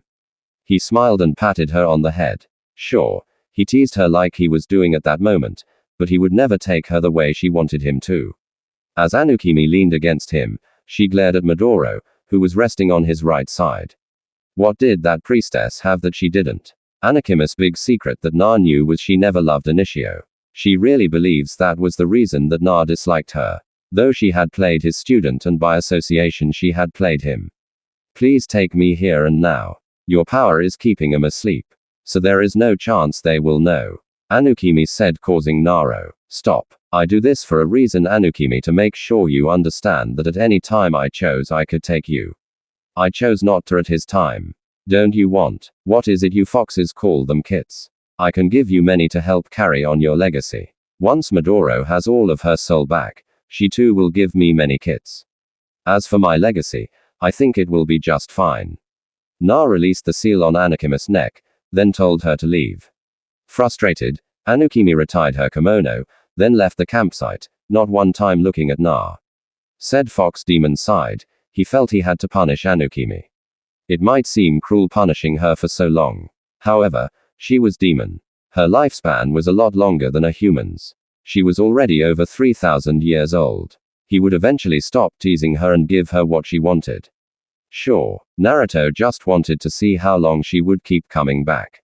So far, she was doing well. She'd been coming over 600 years now. Naruto's focus at this moment was getting Midoriko back to full strength, which started tomorrow. What Na didn't tell the group was he could feel the evil intentions of what he assumed to be the band of 7. If they held their position and his group continued to move toward them, tomorrow would be a day of battle. The thought caused Naruto to smile. It had been a long time since he'd fought in an actual war. So guys, what do you think about this Naruto story? Tell me your opinion in the comments. And if you want more Naruto what if stories, make sure to subscribe to Universe of Naruto. Thanks for watching.